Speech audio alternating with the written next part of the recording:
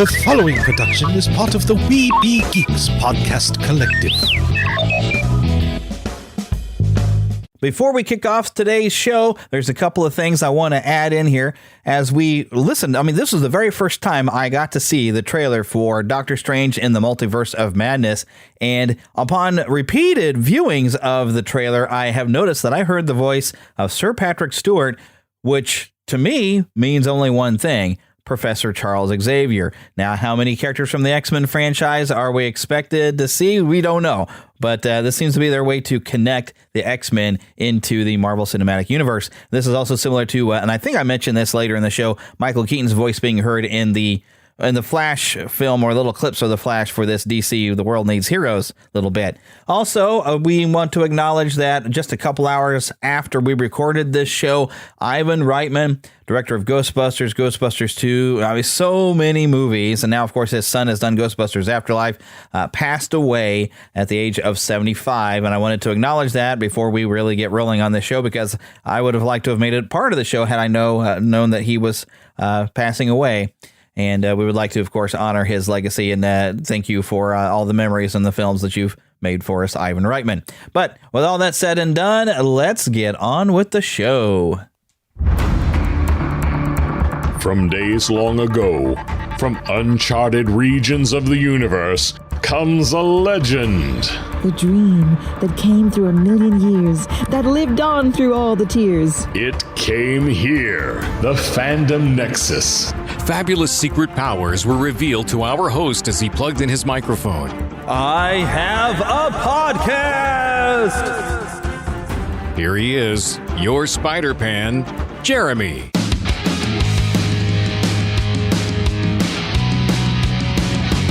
Yes, indeed, it is me. It is your favorite Spider-Pan, because I'm probably the only Spider-Pan you know, right?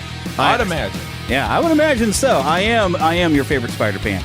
And we've got a great show lined up. I mean, my goodness, in a way, I'm a little bit of I feel like I'm a week behind on this. But we had a very significant birthday last week. The Maestro himself, John Williams, turned 90. We are going to talk about some of our favorite memories of what he did. Now, because of copyright reasons, I don't think I'll be playing any clips, unfortunately. But, oh my goodness, we're going to share some memories, a little bit of biography that I found on his website. I mean, he has meant so much to so many people. He's the greatest. He's the greatest. My number one favorite guy. Yes. So many of us, we love him. Whether you know it or not, John Williams has affected your life. We also, of course, are going to talk about, we have wrapped up the Book of Boba Fett, which I'm going to save that discussion for the end of the show. Yep. So if you have not watched it all, I'll warn you, and you can pause, and you'll come back. And, of course, we do some of our usual stuff of what you've been watching, what you've been playing, and what is going on in the Neverland trailer park. My goodness, I've actually got some serious trailers here to talk about this week, so you're not going to want to miss it. You're going to want to tell your friends. Hey, have you told your friends the show exists yet? You know what? You need to tell your friends. Tell your friends. We're having a lot of fun here in the Fandom Nexus, so make sure you let them know. We're here at NeverlandPodcast.com. Have them come and subscribe, YouTube, iTunes. We're everywhere, man. Have people come and check us out, And at some point, I need to actually put more game footage up on the Neverland official gaming channel. I've been thinking about that because I've been playing a lot of stuff, and I'm like, man, I haven't put up any new videos. But I've been busy working, but I've got a good story to tell you. Good story, how my life has now come full circle. But I feel like I should start the story after the music has ended. Because right now, when we're rocking out to this music, and I know you're headbanging. That's I know right. you're headbanging. There we go, last note. And let that note, that note doesn't really fade out. It just kind of goes away, doesn't it? Yes, it does. Well, it's better to burn out than to fade away. Yeah. That's right. I blew that one, didn't I? That's okay. It's better to burn out than to fade away. Hoo-yah! What song is that actually in? Is that a Motley Crue song, I think, isn't it? I can't recall. Probably Queen. No, it's Motley Crue, I believe. Well, as far as Queen the line, is in the album. That line is actually in a Motley Crue song. Okay. I believe. Maybe it's Def Leppard. See, now I'm going to have to look it up. But yeah, that's a song lyric from an old 80s metal song. I see. Well, yeah. I'm thinking of the movie Highlander. Right. Well, that's where he lifts that line from. It's from a different band, which they should have lifted a line from Queen, probably. Most likely. But I think it's a Def Leppard song. I thought you meant, when did he say that? What song was playing? And I thought, well, actually, he says it in the church of all places. Yeah. In a chapel. I have something to say. A bunch of nuns were all around. He was being rude and he was mean to a priest. Oh, terrible. We're talking about the great Clancy Brown. Indeed. Who says it as the Kurgan. I'm going to... Now Jeremy has to look it up. Yeah. Whoops. If you've never seen the original movie Highlander, great film. 1986, just a great film. And since then, there's been spin-off after spin. I mean, they were not all good, I'll be honest with you, in my opinion. But I like the TV show, The Highlander, and they had a horrible cartoon. At least I thought it was a horrible cartoon. But they had some good comic books and other things that were good. Well, that's creepy. The line, "It's better to burn out than to fade away," was included in Nirvana frontman Kurt Cobain's suicide note in 1994. Oh. Wow. Well, not that I'm saying who's quoting it. But apparently, Neil Young actually put it... conveniently, Neil Young making the news here. But there it is, Def Leppard. Yes, better to burn out than to fade away. They actually had it in there, but I think they might have quoted it out of Neil Young. One of his songs. When did Neil Young say that? Well, because that's where it was from a song called "Hey Hey My Into the Black" by Neil Young. Who's ever heard that song? I don't know. I don't know if I've heard. I probably have. I've heard of it. But Def Leppard, I've heard them song because they actually started with "I got something to say. It's better to burn out than to fade away." And then the song starts. I can't think what song it is. I've heard that song of Neil Young. Neil Young. I don't. Yeah, but I don't. I've heard of it. I mean, I don't know that I've actually heard it. But I did not realize Kurt Cobain wrote that in a suicide note. That's creepy. Well, okay, moving on. Very much so. I did not mean. But all right, so here's how my life has gone full circle. Okay, so those of you who are regular listeners to the show, you are aware that I've started working for a television station, and I make local ads for a television station. And one thing we've got going on, well, other than I'm putting together stuff for a circus, but I needed to come and film. One of my coworkers is currently quarantined, and so he wasn't able to film. And I had to have these people come in, and we were using the green screen in the weather center, basically, in the news studio. But what this is, it is a kind of a local theater company up in St. Joe, Missouri. They're performing The Little Mermaid. Oh, cool. So I had the director and a producer or whatever come along with their actress who's playing Ariel. Fun.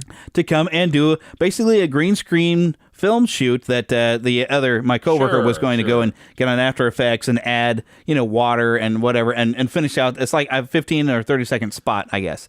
But I was even telling them, this is like my life's come full circle, because those of you who've been with us a long time, or been with, at least with me a long time, I started out the show, and it wasn't meant to be a Disney show, became a Disney show.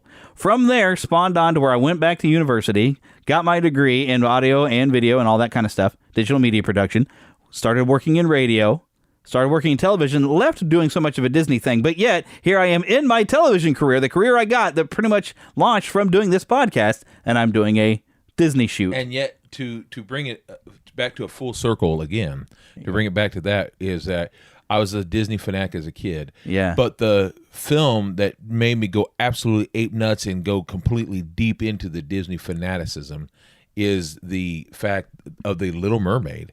The Little Mermaid, I went and saw, it was the first movie I ever saw on opening day. My grandparents took me, and I got so deep in it. I got the soundtrack, I studied it, I memorized it. And I mean to tell you, at the time, my voice hadn't changed yet. I was only 13, but still, my voice should have changed by then. It didn't. My voice didn't change, so I was able to sing as high, maybe higher, than The Little Mermaid. And folks, I got to tell you, I even sang some of that music at my school. And if you want to get funny looks, be a fat 13-year-old boy going, oh, and singing that loud. That didn't go too well. But I did get a lot of good points and people saying things about me singing Under the Sea. That was a big deal.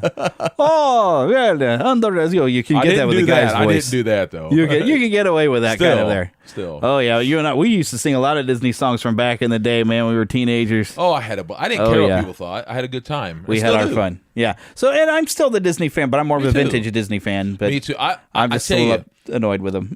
I'm more of a, and this is just me, I know we're kind of getting off subject here, but I just am more of a fan of sentimentality.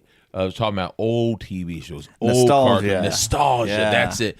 Sentimentality when it comes to nostalgia. How much fun it is to go back into your, not just childhood, by the way. I mean, we're talking about going back to time before I was even born. Howdy Doody. I went around there in Howdy Doody. My father was. But something about going back to a time that was simple. Simple time. And those is a lot of Granted, fun. we're not saying the world was perfect at the time. No. Before anybody gets on that wagon. Yeah, we know that. Yeah, we know there was a lot of things always wrong with the world, but there has been. But yet there was an innocence. That's it. Still in the entertainment industry. That's right. And you can go to any time, no matter when. I won't get all biblical about this, but no matter when it was, there's always something wrong. Yeah. But we like There's to always focus, something wrong with the world. Yeah, but we like to focus on the good, and that's not to be naive, but at the same time, doesn't mean you always have to focus on the bad either. Yeah, you don't look at all the things that were going wrong with the world. Let's look at what we enjoyed about the world, and that's what this show is about. Right. We're looking at all the stuff that we have a good time with. Positivity, and the fun that we had. And speaking of some fun we had this week. All right, so. The only thing I had listed, and we're not going to talk about it till later, but what have you been watching? Book of Boba Fett. Of course, and I am still going through Star Trek The Next Generation, still watching that series. Great show. But yeah, Book of Boba Fett, I for a quick review, because I want to get in depth and talk about this show later, but I got to say, I loved that from start to finish. Me too. And I'll take the joke where people, somebody has kind of turned into the Mandalorian there in the last few episodes, but I didn't mind that. It was really what I liked about Boba Fett, the Book of Boba Fett, was the fact that what it really kind of is, it's kind of like a bridge, in my opinion. It's a bridge until we get next season, but we'll save that for the end. Keep that in mind. A bridge too far. A bridge too far, far away. In the galaxy far, far away. But save your thoughts, because we're going to dive head first into that. But sure will. I want to make sure I give everybody a fair warning before we get into it. So we're going to do it at the end of the show. Because I want to be able to talk every little thing. Yeah. Every little thing. Because, oh my goodness, because every little thing they did was magic. Yeah. Every little thing just turned me on. Yeah. Even my life before was tragic. I heard it. So my love for this show goes on. Yes, there we go. So oh my goodness, what have you been playing? Now, I know you're looking forward in March to playing WWE 2K22. I know you're looking forward. My brain can't hardly go anywhere else, and you've already ordered your NWO package. Brother. Oh, yeah. I didn't mean to say that. That's right. Oh, you couldn't help it. You couldn't help it. I say brother a lot, folks, and let me tell you, part of it is, part of it is because... Let me tell you something, brother. Part of it is because I say brother because I can't always remember names. That's the very reason why my man Hulk Hogan did it in his early days, is because of that whole reason. But then it became part of him. Let me tell you something, brother. It became part of his world. That's right. That's part of who I am. I do the same thing too. Let me tell you something, brothers. And even in my sermons, I'm a pastor, in case you don't know. Even in part of my sermons, let me tell you something, brothers and sisters in Christ. I do this a lot. Right. And part of it is because I hear some of the Hogan coming out of me. The Hogan come out. Who's also a Christian. So I find myself doing that a lot. Let me tell you something, brothers and sisters in Christ. Indeed. That's funny. Well, the main thing that I was playing this week was a game called Control. And it was, how I like to play some scary type games. You? Yeah, well, of course, but Control is interesting because it's not really a survival horror type of game, but it's mysterious and kind of creepy, scary. And it's hard to explain, even after playing through the main story and some extra content that I got when I purchased it digitally. It's hard to explain everything. But you're playing as this woman, Jessie Faden, which what's really neat is Remedy, the company who did this, they're the same people who brought you Max Payne and Alan Wake. Now, the interesting thing, this game takes place in the same universe as Alan Wake. Now, I don't know if the Max Payne storyline is supposed to have happened within their same universe. That would be interesting. But Max Payne is more grounded, other than doing bullet time stuff. But it's more like cops and bad guys. Alan Wake I have not played yet. But Control... so you're playing as Jessie Faden, and you go into the secret Federal Bureau of Control. That this is in a place that they call the Old House. That you can only find this building if you're looking for it. And it's a government agency, but the rest of the government really doesn't know what they do and what the money that goes to them. They don't understand what they do with the money. They just think it's some sort of research. But something has gone wrong in the FBC, and people are just floating around chanting weird things. Ooh. And it's creepy. They're just floating. And some of them are flat out possessed by some stuff and will come down and try to kill you. But these people are not like zombies. They're fully armed, some of these people. Some of them have, machine guns, shotguns, pistols. I mean, so you're basically doing some combat shooting. But what's wild is Jessie, when she finds a weapon, it seems to be this gun. It's known as a service weapon, is what they call it. But when you find some documentation, you find service weapon, they've realized it has had different names throughout history. Mjolnir, Excalibur. Ah. It's always been a weapon in their hands. And basically, when she takes a hold of it, she is kind of like a chosen person. You are now the director of the Federal Bureau of Control. And her story arc is pretty much like trying to resist that, but then, accepting her role by the end as the director. But she really is just trying to find her brother, because there was an incident, and I don't want to give away too much, but there was an incident when her and her brother were children. Because what Federal Bureau of Control does is they're trying to control stuff, what they call, not paranormal, paranatural. Because they're real things that happen, but they're not from our world.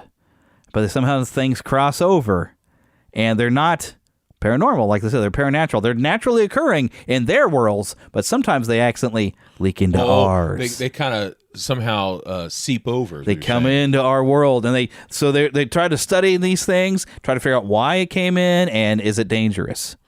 You know what? But something happened when her and her brother, with an object, because what they'll do is like an AWE, Like that's another an altered reality world type thing. Yeah, like other realities. Kind of like mirror in a sense. That's like old Star Trek thing. There is a bit that's a mirror too, that you actually go inside a mirror and fight an evil version of yourself. Well, that is like mirror in a sense. It was. That's what I was totally thinking. And when I went into the Mirrorverse, everything was backwards. Oh, that's awesome. Like the whole world, like the text was all backwards, and there was a puzzle I even had to solve to get some items that like I had to go through and look at it in the real world and then do it in the exact opposite way in the Mirrorverse. See, that's creepy. To get it. Oh, it was. Oh, I get tingles thinking about some of the creepy stuff in this game. But it's also funny. I like that. That's cool. Well, so what's funny about it? Well, getting back to what I was explaining, but her and her brother, but they have what they call an AWE, which is like an altered world event, which is usually around an altered item. Some sort of everyday item, something has happened to it. They don't know what. Was it possessed by some other world being or what? But it has gone wrong. Now, what had happened, there was a slide projector, and it wasn't the projector. It was one particular slide in the slide projector that had been an altered thing. And this one slide would open up a portal into another world. Now, to get you started, to get you just kind of the basics, they accidentally opened this portal to another world, and something came through. But it was friendly. Oh. Now, it seems to take some sort of possession, and it helped Jessie, I guess, as she realizes later, it helped her realize her own abilities. But it did some things with both her brother and herself. And she calls it Polaris. You find out later what this being really is, what his real name is. But Jasper? She calls it Polaris. Or Polaris, as they keep mispronouncing, but that's okay. But there's also, with the discovery of that, so, the FBC showed up, they managed to take Dylan, because they considered him a potential candidate to be the next director. So they actually took him into custody, and they just watched Jessie. Now, Jessie all this time was trying to figure out who these people were, what have they done with my brother, and now, so it's been like 16 years later, she's in her 20s, and she finally found the FBC with her friend Polaris, who speaks to her, but she didn't hear. But it's creepy stuff, because the FBC doesn't know what's going on, but they notice Dylan is constantly arguing out loud with nobody. And so clearly he's arguing with his version of Polaris, or something worse, because what basically is going through is something that they call the hiss. And it's what causes everybody, and even because Dylan, when she meets, I don't want to give away too much of the story, but she finds Dylan basically has become a major part of the hiss.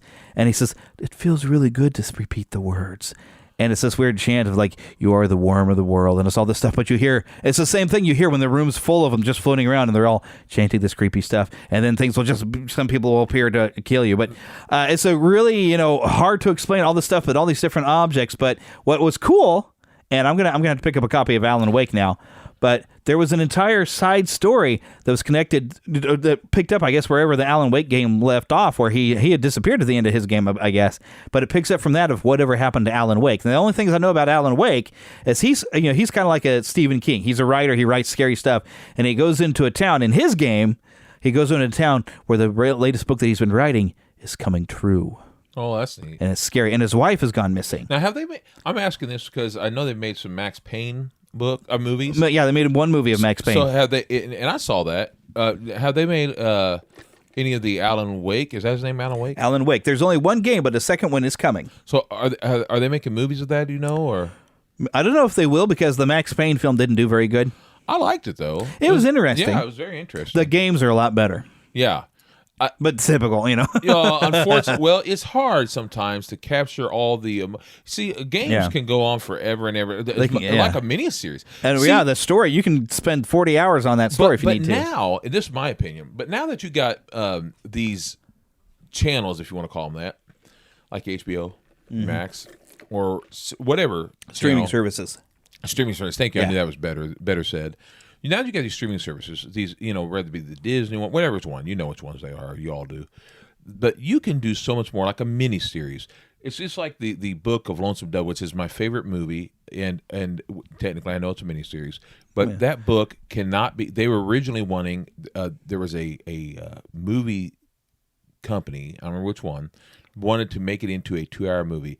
But you would not have been able to fit Larry that in 2 McMurtry hours. did not want to put it into a 2-hour film. He said it wasn't really feasible. He said you would have lost so much. Yeah. He'd already done that with some of his other books and put it in some really good movies, but he just knew that he didn't want to do that with. It just couldn't be done. Yeah. So, and in fact, he had already had a few other movies that had been brought that way, but he said, I wanted to take and get some of this made up, and so he did with two of my favorite actors actually, and to Lonesome Dove.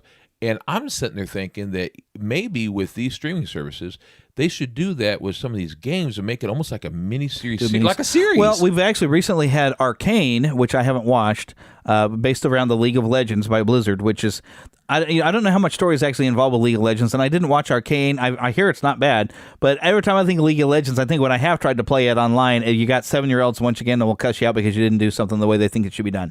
And I don't like playing online because of that. But maybe if they make a series, like I'm talking a movie, or even animated. A lot of games, I think, because the stories is so great, and I mean, you do find occasional things. I mean, great writers and stuff. Now, granted, The Witcher is based off a book series. True. Yeah, but still.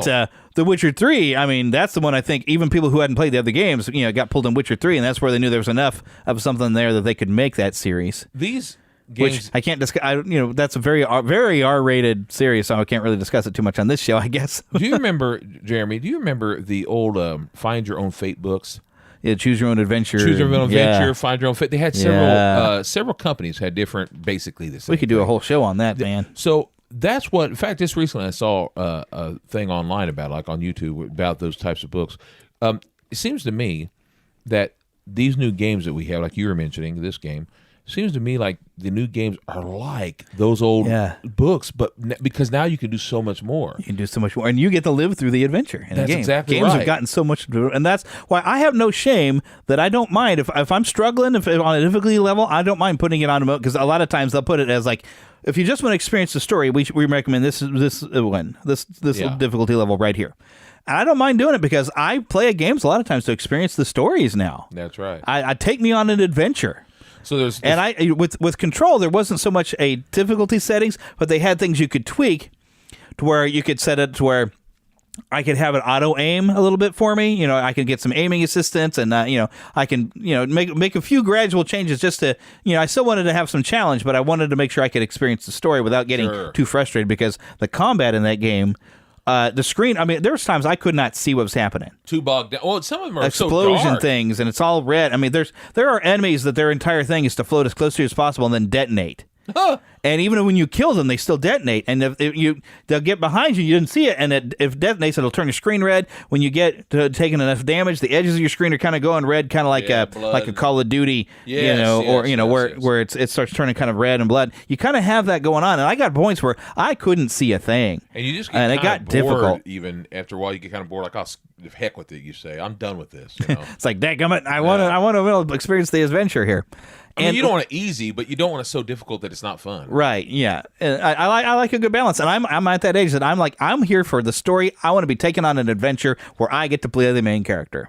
And what was cool about Control is, we've got this world of, we're starting to get more and more open world type games. Control is actually an open world game all inside of this one building, because the old house, they don't know how it got this way. They don't know how long it's been there. But there's warnings to employees that if you notice a bathroom has moved somewhere else, because the house shifts, it likes to change, and it's bigger on the inside than it is the outside. That reminds me of some of the old. You remember going to different, either whether it be haunted houses or haunted mansions, or it used to be old festivals like I'm going to say parks you go to, and they would have a little haunted house Yeah. fun ride in it. Yeah. And you'd have stuff like that where they knew how to set it up where you go through a hall and suddenly you look like you're going down a long hall, and Yeah. suddenly it was just a little room, and Yeah. it changed on you. But especially when you're young, like 5 or 6 or 7, Yeah. you'd be like, "What? What's going What on?" just happened? It's very scary when you're a kid, Mm-hmm. especially because you're a kid. You're kind of new to the world still, and you don't expect. And your imagination is most of the fun work. Yeah. It just is. Yeah. And that's what gets you. And that's what makes it fun, is to Yeah. let the imagination do the work. Yeah, and that's one of the things with Don't video figure games. it We out. don't Have really get fun. that imagination so much as they're just showing us the whole thing, but that's okay. But half the fun, too, is don't try to figure it out. Go for the ride. Yeah, Have go an for the adventure. ride and Have try an having the adventure. Oh, yeah. But I love the little bits of levity, and this Yes. is what I mentioned before. The game's actually got some funny moments because I love that you can explore and find different items. There's research notes, there's correspondence, there's multimedia and all that stuff. But some of the fun was like they mentioned that they have created radio shows and television shows to kind of they want to lead the public on a different path, right? Because they know the public notices things, but they always aliens, yeah.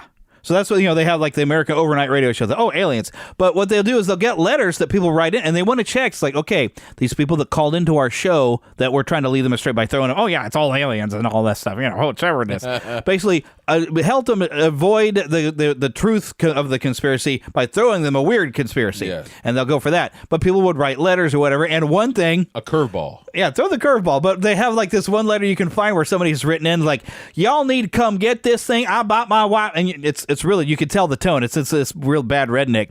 I bought my wife one of them singing fish, but that thing is singing directly and it's cussing at us. I serve the devil's in it. I think the devil's done to possess my wife too. You need to get this fish out of my house. But you see that they receive this sort of thing, and then they investigate: is an altered world event going on here? Is there an altered item there that needs to be removed and confiscated? And do we need to do the people that are affected to make sure that they never find out the truth of this other world is out there? Yeah. But there's funny stuff, and even some of the other things that's funny. There's one room, and they and I guess this band exists in the Alan Wake world. It's like the something of Asgard. Old Gods of Asgard, I think it's what it's called. And the names of the players is actually Thor and Odin is actually the names of the people. But they have a song that you can go into a room, and there's a questionnaire. They have people come listen to the song to see what effects the song may be having on people, because the song apparently is not normal. But there's even one bit where there's a bit of a mixture of some live action footage that you watch film strips, and one of them is Doctor. I wanted to call him Dr. Strange, but that's not right. What was the guy's name? Golly. And the guy who's playing this scientist, Dr. Darling, he's actually the voice of Alan Wake. And the cool thing is the former director, who's Zachariah Trench, who is dead, but he can communicate through with now that you have the service weapon. And when you listen to him, I realize that's the voice of Max Payne, and he's even doing the low gruff thing. But what's funny is at one point, can you go? at one point you find a film strip of Dr. Darling, and he's made his own music video and his little song. And what's interesting about this song, he's basically like, "You are dynamite," and he's dancing, got sunglasses. It's really actually kind of well done music video. But the weird thing is, he's never met Jessie Faden, but he knows her name. He knows that she's coming, because Dr. Darling is the only one that knows that something called the Hiss is coming. And you find out how he knows this later. But I don't want to spoil this. But I definitely got to recommend, if you like a good mysterious sci-fi, little scary kind of game that'll take you. I mean, I spent I don't know how many hours playing on this. You keep saying the Hiss, and I keep thinking. You remember that tank from Cobra? Yeah, the Hiss. The Hiss. The Hiss. Hiss. Indeed. Yeah. I also have to tell you something I just started playing with. Oh, and I got to tell you this story. I vowed to tell the story because I got somebody stuck it to me, and I'm going to rat them out. Because I have an audience and I have a voice. Now, I don't know how far this company reaches. They're based out of Joplin, Missouri, I've learned. But they're called Vintage Stock. And now they've stuck it to you once before, too. You had a bunch of items stolen from you, and you tried to alert them that the seller had brought that into their stuff, and asked them, hey, can you guys wait? Can you get a police thing? And I don't think that's ever worked out. Probably you haven't gotten things to where you could get your stuff back ever. Well, I went in there. They wouldn't. Yeah. Well, I went in there last Saturday. I had some old games. I thought, well, let me sell some old games and see if I get some credit, and we'll just see. They never really give you much anyway, but I thought I'd go in there and check out things. Well, they go and look me up with my ID, and I don't know what happened, but I'm actually banned from selling things in vintage stock. I don't know why. They gave me the phone number of a place in Joplin. I tried to call them that day, and of course, you can't reach anybody on the weekend. I have since called, and I've left a message with their customer services like, hey, can somebody give me a call back? Because I don't know why I'm banned, and I'm afraid there might be some identity theft going on. Sure. Maybe somebody did do something with my ID. But I have not heard back from them. But what I have heard, and this is now I actually had an affiliate link for GameStop, and I just haven't used it. I might have to put it back on the website. Some affiliate links for GameStop because GameStop loves their customers, unlike vintage stock, who will ban customers from selling stuff and then not be able to explain it. And like, what? Excuse me. Plus, they kind of screw you over with some stuff. But maybe that's why. Maybe I pointed out. It's like, wow, you guys really don't give very much back. Maybe because I pointed out the problems with that company. And really, I can go there and buy comics, but I could buy comics from some local dealers, which I'd rather support them anyway. But anyway, so I go over to GameStop with these games, and all right, now I've had my plans when I get $50 every 2 weeks when I get paid to blow on whatever I want. Well, this is lovely. I got onto their a pro account, which I had kind of a customer account thing where I had a card, but where it doesn't really do much unless you go for the pro account. Now, the pro account, for just $15 a year, at the first of every month, I get a $5 credit that's only good for that month that I can go buy whatever I want, right, in their store. Now, when I spend money there, I actually build up reward points, and they right out the gate give me 10,000 reward points. Reward points I can build up like savings to eventually get that PS5, which is I'm trying to save for, even though I keep spending my money on Masters Universe figures. I'm not saving very well on my own, but I can once a month go and buy a game and then build up reward points, which become credits for me to purchase my PS5. So I can buy a game and save at the same time. Plus, GameStop, when you're a pro member, they give you more for your trade-ins, which I don't trade in that often. But be nice, I get more. And so I'm thinking, along the way, like my next target, I'm going to go ahead and have to get Alan Wake now because I need to play that so I can put that in there with what I've learned on Control. But there's some other games in there that I can buy used games, and I finally figured out Hitman. And I've got through the first Hitman game, like, all right, now I think I'm ready to play Hitman 2, which I can get that for about, $16, deduct $5. It's not very nice to go hit a man. Well, it's like the ultimate James Bond simulator. The way James Bond was written, not the way he's presented in film, by the way. Oh my gosh, you got to play. They're fun. Once you figure out what you're trying to actually do. I've played it. Yeah, it's a lot of fun. Yeah. And I'm talking, of course, the rebooted Hitman, I haven't played the original game. Oh, no, I have. But the rebooted ones are clever because you get to find ways to cause an accident to kill, and it turns out your targets are very bad people anyway. So, but I saw that one. But I can go in and buy used games. Plus, since I'm saving for a PS5, I can go in and maybe start stocking up and have a library of PS5 games. By the time I get my system, I already have some games to play, So GameStop is treating their customers very well. Vintage stock will screw your customers over. Thank you very much. That's what you get for crossing me, Vintage Stock. I'm telling all my listeners not to shop in your stores. Find your local comic dealers. Find a good GameStop. Because, heck, GameStop, remember they had that wonderful thing where their stock was going down and everyone jumped in and bought stock and saved that company on Reddit. And a lot of people profited because GameStop is taking care of customers even when they're not trying. All right. So, GameStop, y'all. Right now, I don't have an endorsement. I will try to get some links on my website because at one point I did have some affiliate links. I need to get that but going again. I can't remember who I had my affiliates through, but I still get emails through the GameStop affiliate things. You know what? I'm bringing it back. GameStop, brother. Can I say it again? GameStop. It wasn't vintage stock, was it? It wasn't vintage stock. Vintage stock, I'm done with them because they can't even call me back to try to explain this to me. I may have had an identity theft, and they even had a thief bring your stuff over to them, and would even with bringing police around, you weren't able to say, hey, we need to put a stop. Don't sell these. Because these are stuff that were stolen from my store. And you had stuff that was like your father's old things, all kinds of stuff. I forgive them for it, but because they're not the thief at least. Yeah, they weren't the thief, but they could have been a lot more helpful to help you recover your stuff. Yeah. And the only thing that really irked me the most, and this really wasn't them. I must give them credit for this. It wasn't really them that said it. It was actually the police officer. But at the time, he said to me, I say, am I able to get my things back? He said, yeah, you can buy them back. But that hurt. Yeah, that really hurt. Yeah. buy back the few things that were left over that were stolen from. Anyway, those are just things and all that. But it was the memories you had with them because some of the stuff was from your father. My father and all. Yeah. It really, and to be honest with you, it wasn't the stuff. It was the attitude thereof. That was the police officer, not the vintage people. I just want to make that clear. Okay, but vintage stock, we still don't like them anymore. Okay, I'm no longer going to shop them unless I hear back from them and they get this cleared up and we fix this, because there's no reason to ban me from selling to old games to them. That doesn't make sense. I don't even understand. But so they better have a darn good reason, and hope I don't have to bring them up again. I'm just reminding you, like Kevin Smith when he was thrown off of an airplane for being and sitting in 2 seats. It's like, y'all seem to forget I have a voice, so people will listen to me. I personally forgive them, but for all that stuff. But they still need to treat their customers better. I agree. I understand your situation. Or former customers. I understand, brother. Hello, GameStop. All right. So, but okay. So there was another game while I was at GameStop, and this is where I got to talk about this game a little bit. I've only just scratched the surface on this game, but Phil, you'd love this. It's I think it only came out maybe last year, maybe a year before. It's called The Outer Worlds, and I call it's Space Cowboys. Oh, cool. I mean, like, because it's sci-fi, it's outer space, but like the first planet you're on, you're totally like an old west town, man. That's great, because some people call me so cool. Some people call me Space Cowboy. Some call me the Gangster of Love. Yeah. Some people call me Maurice. There we go. But I sing from the pompatus of love. Oh, indeed. Oh, but you would love this. It's kind of difficult because there's times I got some fights and I got like 5 guys coming and gunning for me, and I'm like, and you get into trouble. You got to be smart and get behind, find you some cover.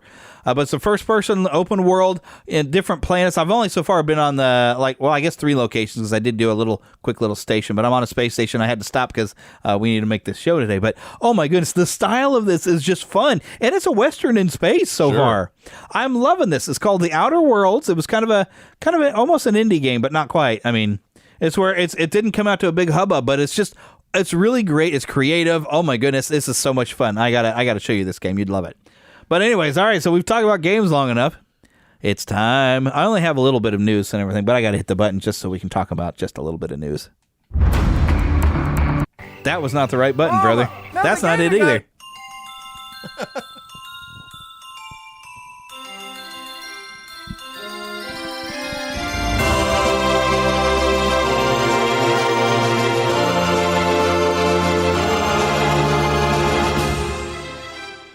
Spanning the Disney and geek universe to bring you the best in comics, toys, movies, and entertainment. This is news from around Neverland. All right, so the only thing, and I feel obligated to mention the Oscars, just because there's some stuff, and I've kind of gotten a point where I like the Oscars in Hollywood. Let's face it, they're out of touch with us regular folks. Yeah. They've been for quite some time. Yes, so I don't really pay attention to the Oscars. Yeah. Love them. Even Ricky Gervais couldn't save them. No. I loved his speech. Oh, he's so great. But I got to mention, a Best Picture nominee, couple of them, Dune. Oh, that was Dune a good got a movie. Best Picture nominee. They did a good job. And Steven Spielberg, brother, he's back. Yeah. And I haven't gotten to see this yet. His West Side Story, it got nominated for Best Picture. I want to see that because I love the original. So I haven't seen the original. Well, I got it. You know me. Yeah. But I'm looking forward to seeing the new one.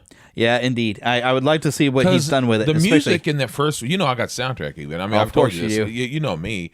First of all, seeing how I love Romeo and Juliet, and it's a retelling of Romeo and Juliet. I mean, what can I tell you? Yeah. That first one, if it's even half as good, which I know it is, if it's even half as good as that first one, then it's going to be great.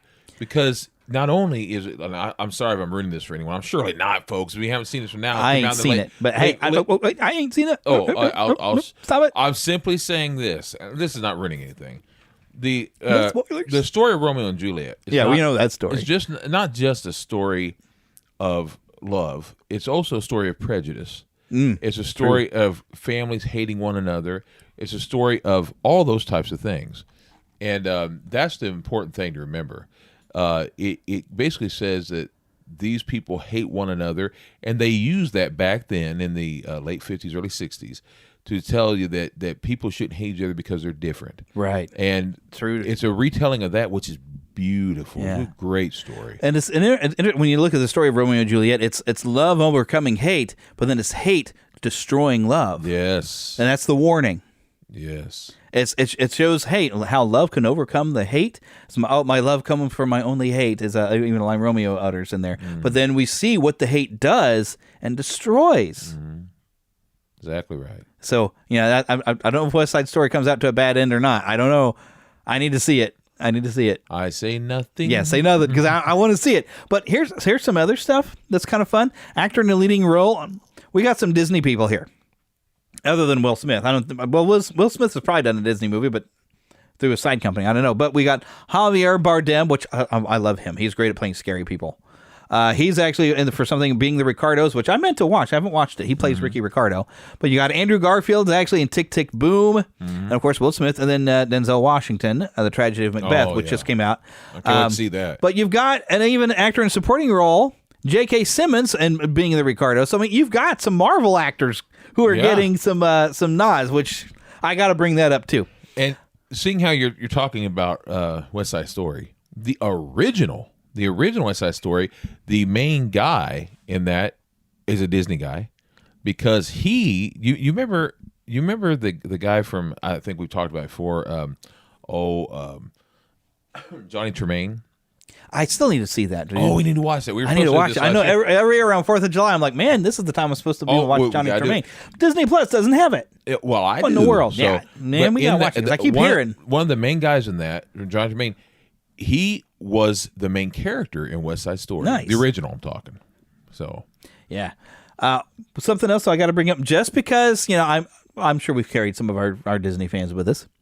Animated feature film. This is kind of cool. Encanto, which I didn't think it was that good. Yeah, it was all right. Luca. I'm backing Luca.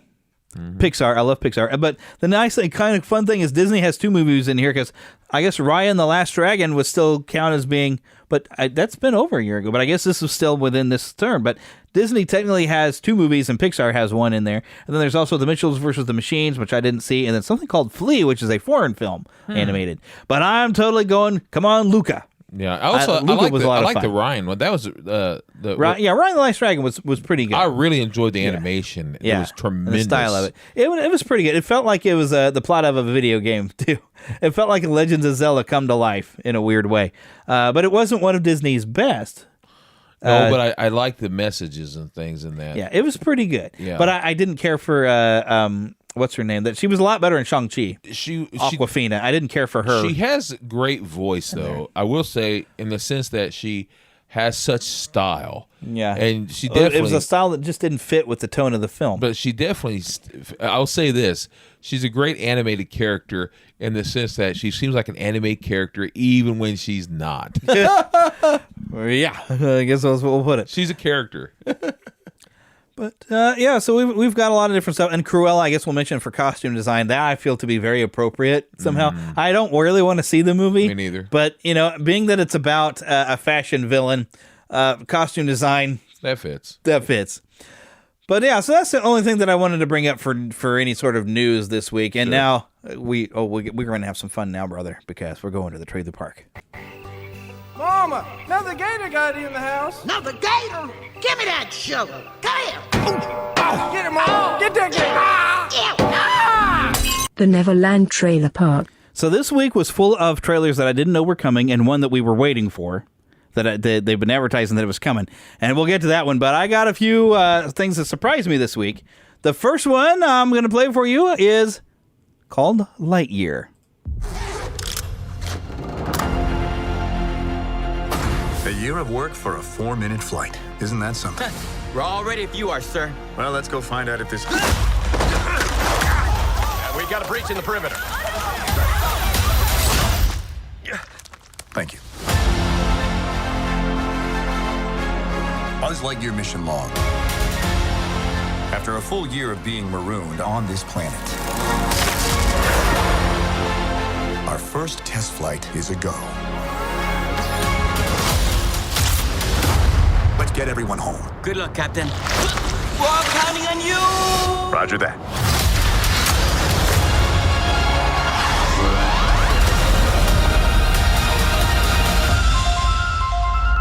There's a star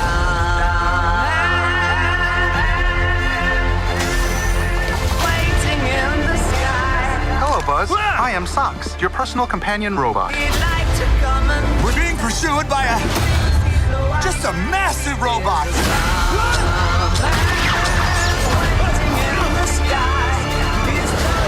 That was utterly terrifying, and I regret having joined you.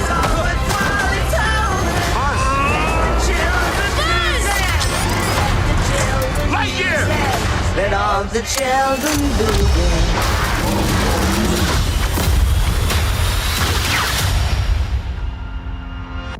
I can provide sleep sounds if you like. I have several options. Summer night, ocean paradise, whale calls. No. White noise is fine. Very well. Good night, Socks. Good night, Buzz.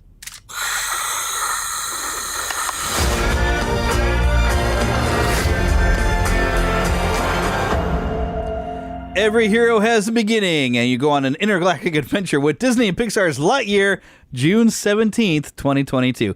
This, of course, let me go ahead and finish, I guess, reading what it says here. It says, Lightyear is the definitive origin story of Buzz Lightyear, the hero who inspired the toy, and follows the legendary Space Ranger on an intergalactic adventure. Buzz's world was always something I was excited about, says director Angus MacLean. In Toy Story, there seemed to be this incredible backstory to him being a Space Ranger that's only touched upon, and I always wanted to explore that world further. So my Lightyear pitch was, what was the movie that Andy saw that made him want a Buzz Lightyear toy? I wanted to see that movie, and now I'm lucky enough to get to make it. Now, when I look at this is Chris Evans, which is kind of weird to have him voice, and I'd like the Tim Allen voice. But did anybody else think Buck Rogers?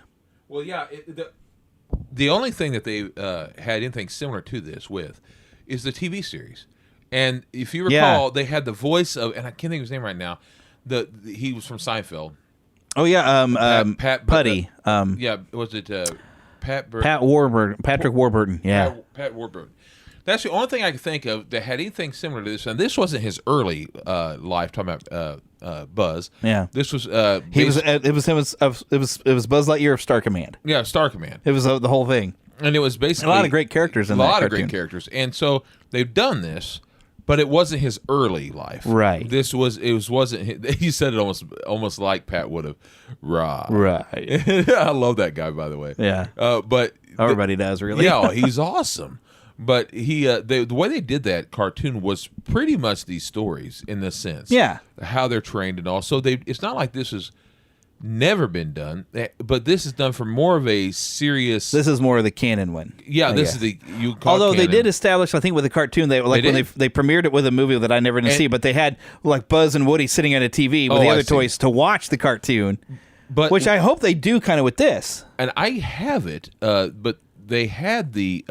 if you want to call it canon, they did have it straight to video, and it was animated. It was animated straight, hand drawn, animated, really good.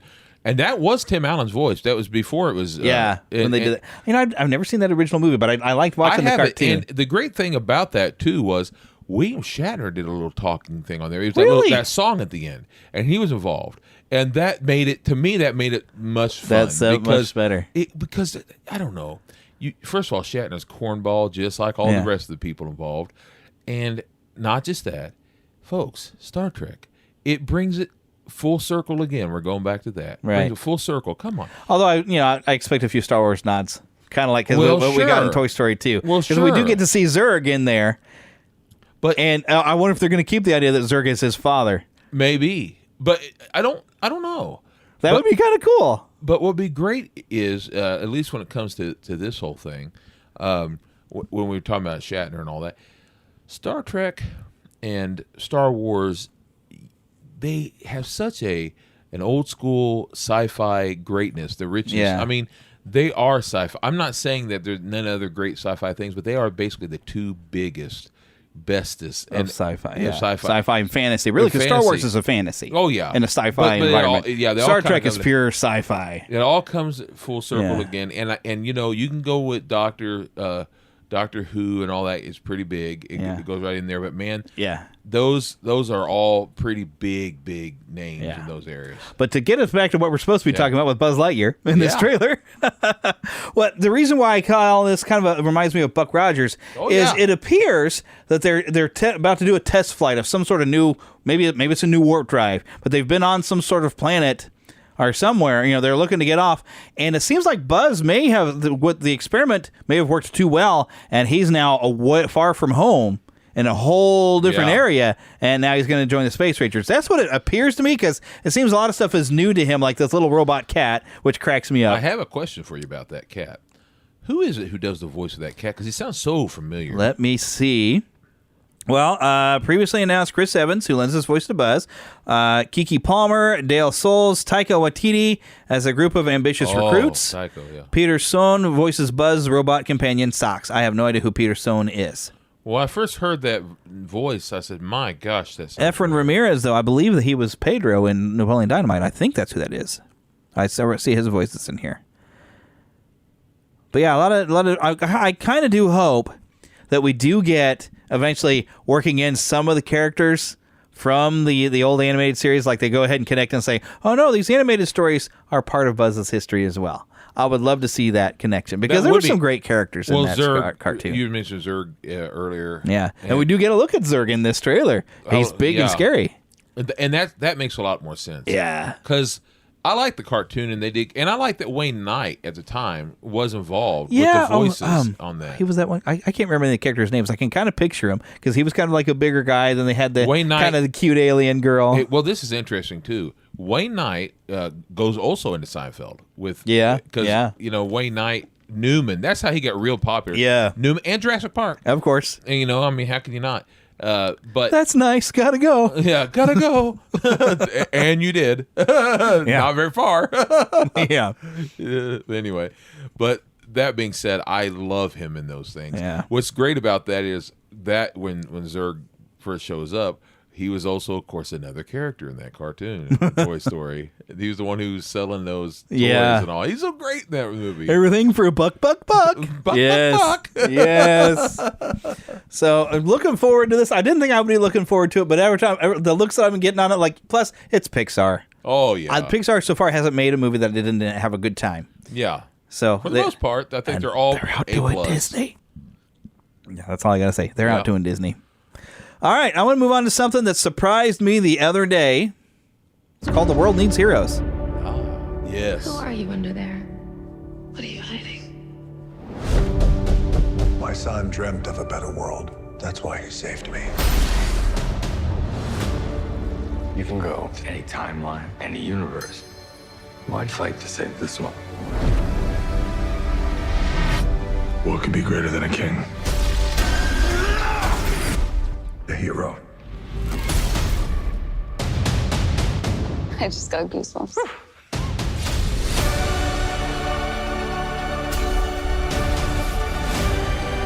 If we don't stand up, no one will. Come with us.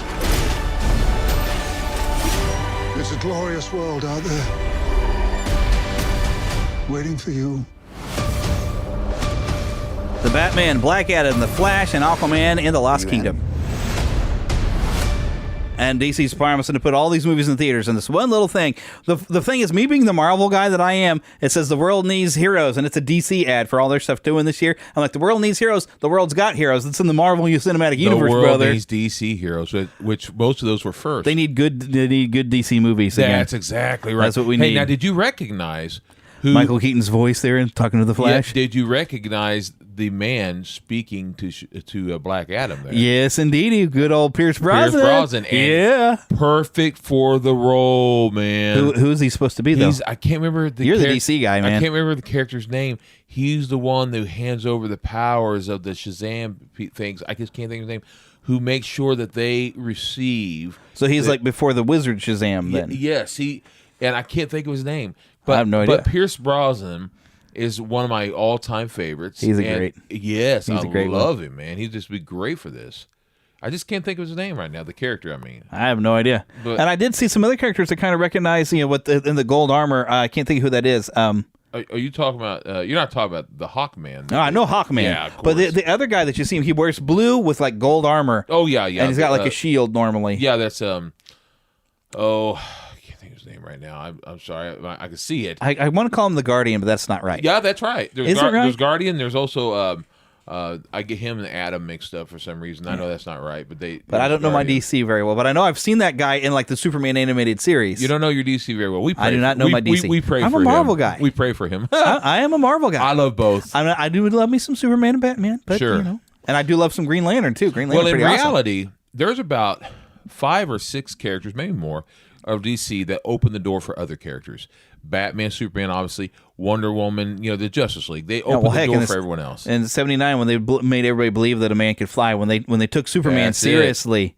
Thank you, Richard Donner, for taking it seriously compared to what they did to your Superman 2 and made it silly. And say what you will, but showing us that this is what we could have. And say what you will, but I know people like to joke about it, but in reality, Adam West at the time, he did make Batman popular. He really did, and made it silly though too. Well, it was already silly. Yeah, at that time, folks, they were making fun of themselves in a way. At that time, that was the Batman you had in the comics. Mm-hmm. That's the way it was. So they were just making what you had in the comics. Yeah. That's how it was. Well, the comics started to reflect it because really, and there was a thing I was watching on that where basically the 60s series was meant to kind of be in a satire of what was in the comics. Yeah. So, but then they got everybody loved that style that the comics started to went a little further to kind of match. Yeah, they was already that way for so long in the early 50s and 40s, and so they went campy. Yeah, and then Frank Miller says like, "Hey, I remember what the original comics were like. Let me go that way a little bit." For 1 year, it was only serious for 1 year. That's the truth. Yeah, my goodness. Yeah. But I am looking forward to seeing some of these movies. I'm like a Black Adam. I'd kind of like to see that. I'm waiting for Shazam too, but they didn't. I guess that's 2023. Yeah, and you got. And the only reason I want to see that Flash movie is because they have Michael Keaton's Batman universe brought in. I do. I must. This is going to sound so horrible. I don't like the actor playing the Flash. I didn't like. I like him in some other stuff. Yeah, in the Fantastic Beasts series, I like him in there. I'm not saying he's not a good actor. I just mean he himself, he's a goof. But as the Flash, yeah, definitely. Well, in real life, I've never seen him in real life. As himself in interviews, he acts like such a goofball. However, he's still a good actor, and he doesn't fit the Flash very well, or at least hasn't so far. That doesn't mean I'm not looking forward to seeing him himself as the Flash, because I can't wait to see what he does. Yeah, I will say this too, from what I've seen in that commercial so far, just the way the outfit looks is much improved. better. Much improved. It looks like what you see in the comic books now. Yeah, that first thing they had in that, it looked like it was stitched together with barbed wire. I didn't mind it being a beginning, but I was hoping even by the end it would look a smidge better. But this will, I think it will be tons better, and I think he'll do better. I hope so. I hope he's not supposed to be that comic relief again. That was really bad. That was really bad. That comic relief, quote unquote. Yeah, you need to be funny. Making him a joke. Well, there's a difference between Barry Allen and Wally West, and they had him acting a little bit more like Wally West. Wally West is a little bit more lighthearted compared to Barry. If you're supposed to be a comic relief, you need to be funny. And he wasn't. No. Kind of like having the one girl that's in the Two Broke Girls in the Thor movies that's supposed to be the comic relief, and she's just not funny. No. And I was not happy to see her in WandaVision. I was like, oh, but she was not annoying in WandaVision, thank goodness. But, she just wasn't funny. She was annoying. Oh, I agree. I don't care if she's cute. Kat Dennings, but and maybe she's funny in other stuff. Because I guess I don't know her TV series. She was on the Two Broke Girls. I never watched it, and maybe that show was funny, but she was not funny in the Thor movies. But anyways, let's move on. Speaking of Marvel, every night I dream the same dream. And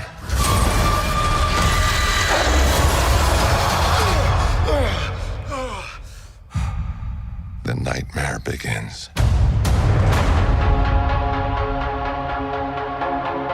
I did what I had to do to protect our world. You cannot control everything, Strange. You opened the doorway between universes, and we don't know who or what will walk through it. Wanda, what do you know about the multiverse? Viz had his theories. He believed it was dangerous. He was right.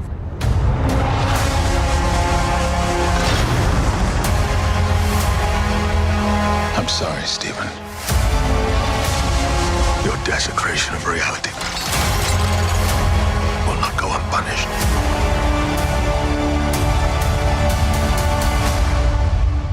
We should tell him the truth.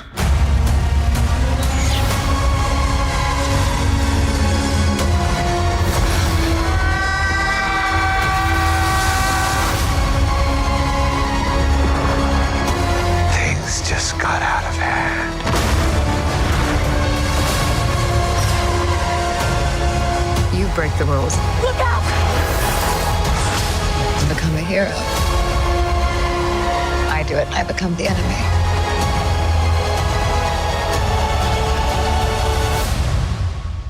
It doesn't seem fair.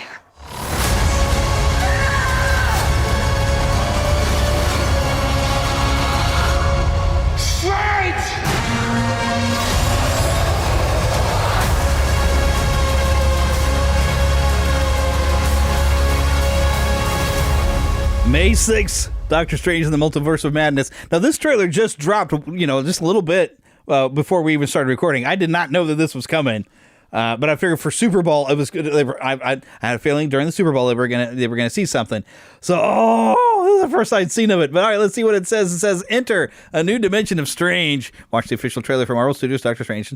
Okay, I already got them. But all right, here we go. In Marvel Studios' Doctor Strange in the Multiverse of Madness, the MCU unlocks the multiverse and pushes its boundaries further than ever before. Journey into the unknown with Doctor Strange, who, with the help of mystical allies, both old and new, traverses the mind-bending and dangerous alternate realities of the multiverse to confront a mysterious new adversary. And we see Mordo is back, and I cannot think of the name of the weird squid with an eye there. He was in that Marvel superheroes fighting game though back in the 90s. Yes, but I can't recall. I can't think of his name either. But oh my goodness, that looks so good. We'll call him Squid Eye. Squid Eye, Squiddy.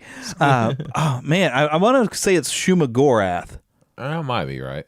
And that might be who it is. But I don't typically read a lot of these. But woo, intense. And I love Wanda makes a pretty good point. When I break the rules, I was the bad person. How come you're okay when you help people?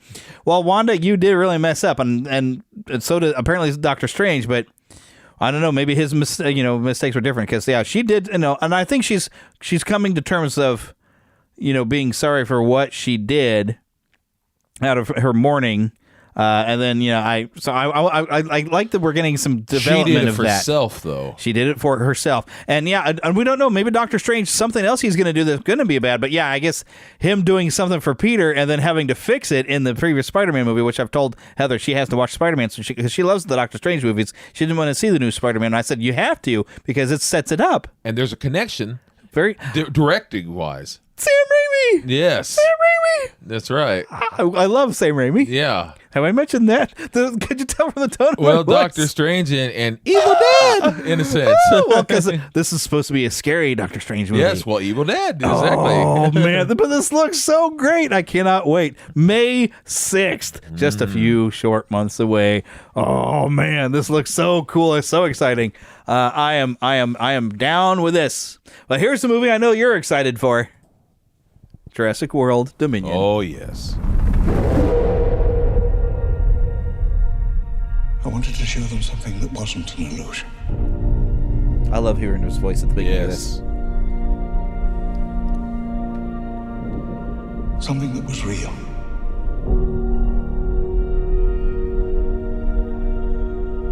Something that they could see and touch. Not be devoid of merit. Creation is an act of sheer will. Life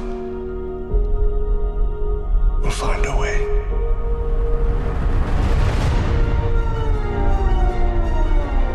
We can't keep her here forever. They find her, we're never gonna see her again. We gotta protect her. That's our job. Humans and dinosaurs can't coexist. We created an ecological disaster.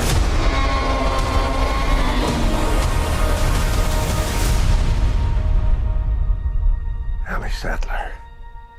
Alan Grant. You didn't come out all this way just to catch up now, did you? You coming or what?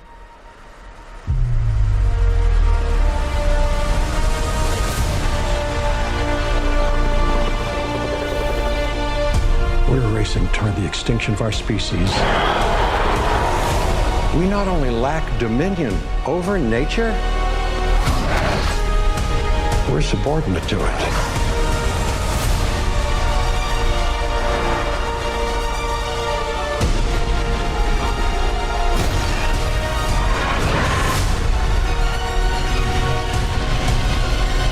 Come back.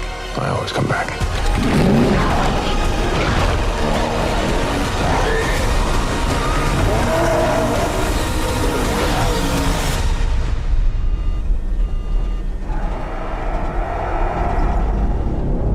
It's another plane, right? Not exactly.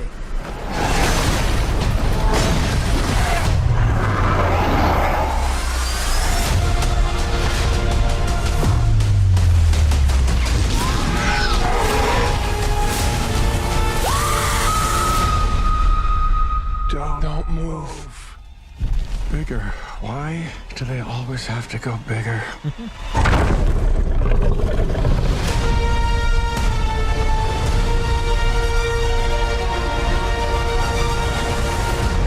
June 10th, Jurassic World Dominion, which, building off of, and I'm glad they bring it up, the ecological disaster of letting them all loose that ticked me off. And the So first it's like, it was a one, dumb idea. The first one came out June 11th, so I thought that was very interesting. Kind of nice, yeah. And you know what I noticed at the end there? They're all three standing together near the end there, and they're all wearing pretty much or very close to the same clothes, the colors even. Because she's wearing the pink with the blue, he's wearing the denim blue look, and talking about the Alan Grant. And Jeff Goldblum is wearing the black. I thought, man, they're nearly wearing the same color scheme as the original. I loved it. Well, this summer experienced the epic conclusion to the Jurassic era as two generations unite for the first time. Chris Pratt and Bryce Dallas Howard are joined by Oscar winner Laura Dern, Jeff Goldblum, and Sam Neill in Jurassic World Dominion, a bold, timely, and breathtaking new adventure that spans the globe. Timely? For Jurassic World architect and director Colin Trevorrow, Dominion takes place 4 years after Isla Nublar has been destroyed. Dinosaurs now live and hunt alongside humans all over the world. This fragile balance will reshape the future and determine once and for all whether human beings are to remain the apex predators on a planet they now share with history's most fearsome creatures. And I think, once again, why does nobody listen to Malcolm? Yes. Ian Malcolm's usually right on these things. He's like, we're going to be subservient to nature. But at this you point. know what is nice? That even though whenever they brought out the second film, it wasn't the greatest. But talking about the Lost World, the original Lost World. Yeah. What's really nice is... Well, not quite the original Lost World. There was a film called The Lost World back in the 30s. The original Lost World but of the Jurassic Park, The Lost World, specifically. Right. Whenever they brought that out, it was great that to hear him say that. Now that it could be replayed. You're right. Did you ever think you'd hear me say that? He said to Ian Malcolm, and that is now those words sound ever so true. Yeah, he's right, and they never listen to him. Yeah, but it's great though to know not because Ian Malcolm has to be right, but because to know that he came full talking about John Hammond. Hammond realized how wrong he was, how wrong he had been, and he became a very good man by the time. He was a good man anyway. Yeah, he was a good man, but he didn't allow that money, laundering to be laundering. I meant to say money. The money he lost in that whole venture, and the money he invested in that. He ended up allowing money to be his main goal for life, and eventually. He had good intentions.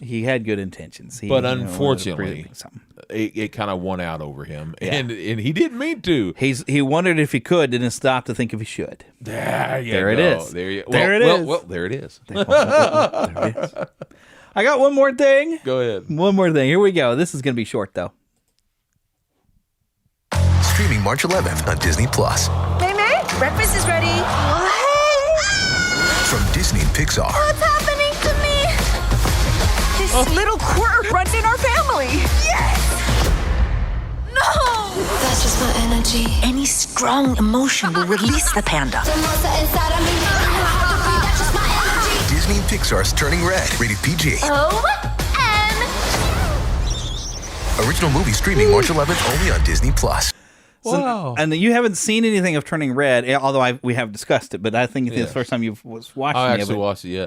But it looks adorable. It does look adorable. I didn't think it looked like a... Now, correct me here, because when you said it said panda... A red panda. Red panda. What, is that an actual critter? It looked like a fox. Brother, we need to take you to the zoo. They're adorable in real life. Really we cute. have some at the Kansas City Zoo. I love them. Oh, they are so cute. They live in colder environments, and like in November, they have like a red panda day. Even that's adorable because it gets about the perfect temperature in a lot of zoos. Look like a little fat fox. They're kind of like that, but I don't know how they get because they're more similar to a raccoon. Yes. In a lot of ways, but I guess raccoons are supposed to be similar to pandas in a way, too. Yeah. So, but yeah, red pandas are one of the cutest animals on this planet. Yes, it's adorable looking. And we have, you've probably seen one at the zoo because we took all I the imagine church kids it one looks time. familiar. Yeah, you've probably seen one. But I absolutely love them. They're some of the cutest little animals. That and tree kangaroos. Oh, yeah. Love tree kangaroos, but that's what they remind me of. But yeah, so in this, I'm hoping, because Disney's already cursed this one to not get a chance to be in the theaters. They're putting it straight to Disney Plus. We already discussed that at length. I'm hoping they don't decide, you know what, Lightyear's going to do better than our movies. Let's put it on Disney Plus instead of letting it go into theaters. No. But I don't want to get on that. I already got on that soapbox long enough. But, I'm still excited for it. I wish it was going to be in theaters. I'd like to have gone to theaters. It looks silly fun. Also, though, there's bits of it that makes me think Teen Wolf. Because we see like a dodgeball game and like she's starting to learn a little bit of control. Oh, yeah. And she's using a little bit of her giant panda. Because she's a I didn't giant think size. about that, but Red yeah, pandas are small. But she flings the dodgeball with a panda arm. Like she gets a little bit of control over it and use it. Yeah, that's... I'm sensing a lot of Teen Wolf vibes, which I kind of was getting when I first saw something about this probably like a year ago. But it looks at plus I love red pandas, so I'm in. I am down with this. So I think they said March 11th, so that's coming up in just under a month to Disney there's Plus. a lot of good things coming out around now. Yes, indeedy. But it's now time to leave the trailer park and talk about the Maestro. And I got some biography information. I mean, I went digging. I wanted to get like the best stuff. And I mean, there's a johnwilliams.org. It's an official site. I could almost read this, but I'm showing Philip how much information they have on him. But I mean, let's. The first line they have on this biography on his website says, "In a career that spans 5 decades." Yes, 5 decades. John Williams has become one of America's most accomplished. He is the. Let's say he is the most accomplished and successful composers for film and for the concert stage. He has served as music director and laureate conductor of one of the country's treasured musical institutions, the Boston Pops Orchestra, and he maintains thriving artistic relationships with many of the world's great orchestras, including the Boston Symphony Orchestra, the New York Philharmonic, the Chicago Symphony, and the Los Angeles Philharmonic. Mr. Williams has received a variety of prestigious awards, including the National Medal of Arts, the Kennedy Center Honor, the Olympic Order, and numerous Academy Awards, Grammy Awards, Emmy Awards, and Golden Globe Awards. He remains one of our nation's most distinguished and contributive musical voices. That's right. 90 years old and still going. Yeah, that's right. He ain't slowing down for nothing. Now, why don't I might as well just use this. Well, the one thing is fun in television. I always forget about this one that he's credited. And when you look in television, Wagon Train, a lot of fun stuff. But we get in here. Where'd it go? Gilligan's Island. Yeah, I knew that. I always forget about that. You know one. how I knew that? One day I was looking. I didn't realize it until I was looking up stuff on my computer one day of different John Williams music for my stuff, and I didn't realize that came up. I'm like, what? Yes. That's crazy. And we all remember the theme to Gilligan's Island. It's a great theme. I mean, golly, who'd have thought? But the fun thing is, there's a lot of little films he did. But then the one I want to get into, let me guide it up here. Even throughout his Fitz career, Willie is actually available to actually watch on HBO Max. Even by the way, throughout he his did that career, one. the weather started getting rough. The mighty ship was tossed. Poseidon Adventure, but I believe, where's the one that I always remember? Sugarland Express. That is the one, 1974. That is the one. Steven Spielberg saw that and loved the music. That's right. And chose like, hey, I wonder if this guy will come up and do Jaws. Now, I love this story of Jaws when John Williams had been working on it and invited Steven over. And John Williams, he's got a good sense of humor. He's kind of, hey, baby. He's kind of jazzy, and I guess apparently in his way of his manner. But he got Steven Spielberg over to his piano and went, doo-doo. And Steven Spielberg thought he was joking with him. I was like, that's funny, John. He said it was too simple. And he said, but the best things usually are. This is about Steven here. He said the best things usually are. Well, yeah, because they said he's kind of a beatnik type. Yeah, he's very old school. Yeah, baby. Yeah, talking about John Williams. Yeah. Yeah. And he said he's so simple. He said he laughed because he said just couldn't be. Yeah, he thought, you're pulling my leg. It's a joke. This is so funny. And then John Williams was like, this is your shark. Their music is your shark. Yeah. And as it gets closer, it gets more intense. And that's one of the scariest themes you'll ever hear. He said, do it again. And he listened to it, and he's like, oh my gosh. Yeah. That's brilliant. And he said you can go faster with it, you go slower. Folks, to this day, I'm going to tell on myself here. I'm sorry about this, and my brothers, they're not going to hear this, but probably. But I'm going to tell you something. This happened one time long ago. In a galaxy far, far near. Oh no, right upstairs from where I'm at right now. Let me tell you something. I was a little boy. I think I was 5 years old, and I was taking a bath. And now, back in the day, little play toys and things, you know how it was, 5 years old. Anyway, I'm in there, and my brothers, there was a John Williams special that had been on TV, and we loved it. And it was on one of the award things. My brothers had recorded. They had a little tape recorder. They had recorded it, and whenever the orchestra had gone to play that music, my brother David, I believe it was, had recorded that music, and I was taking a bath, and all of a sudden he hit play, and I hear "Nun." Scared the crud out of me. I jumped out of the tub and ran down the hall. Scared. Naked.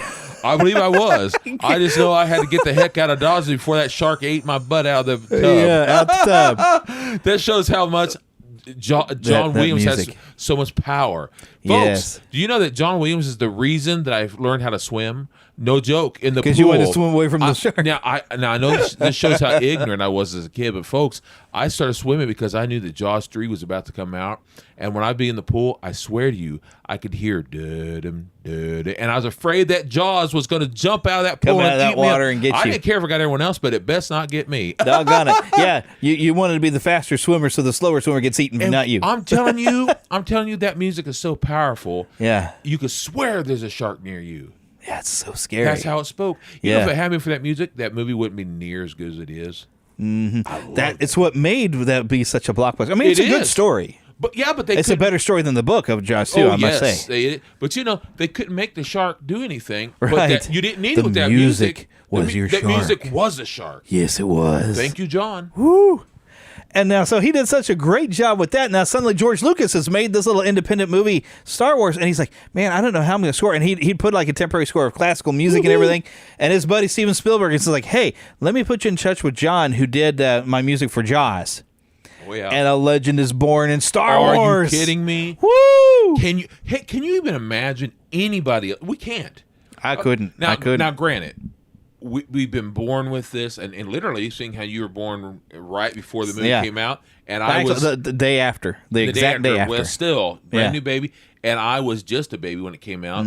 Our whole life, and everybody that since then, we can't imagine anything else. No kidding. And so many others after. I don't want to cut you off. Go ahead. Is there any other movies? No, I was listening in. Well, I mean, the only thing I was going to add is like one of the best compliments I've heard somebody say is like John Williams is good at telling you what to feel. Yeah, well, yes. He is the emotion. He is the heart of film when he composes. I was telling you about the special they had. It wasn't just about him. It was about a lot of the music, the movies. They were mentioning how great his film and the movie that he had made come to life. One of them, of course, was Jaws. Yes. The other they were talking about at the time was... I'm talking about then, when I was little. Close Encounters. Which is actually one of the next things on the list. Close Encounters was so great. The way, it's so simple. And yet, bring it to life. But you always know that, too. Oh, I've only seen like half of that movie. And it's a great movie. I got. Yeah. But that did it, And then he also, right after that, it was between him and one of my other favorite composers at the time. But the one that, my favorite hero of all time. Oh, yeah. Favorite superhero of all time. Who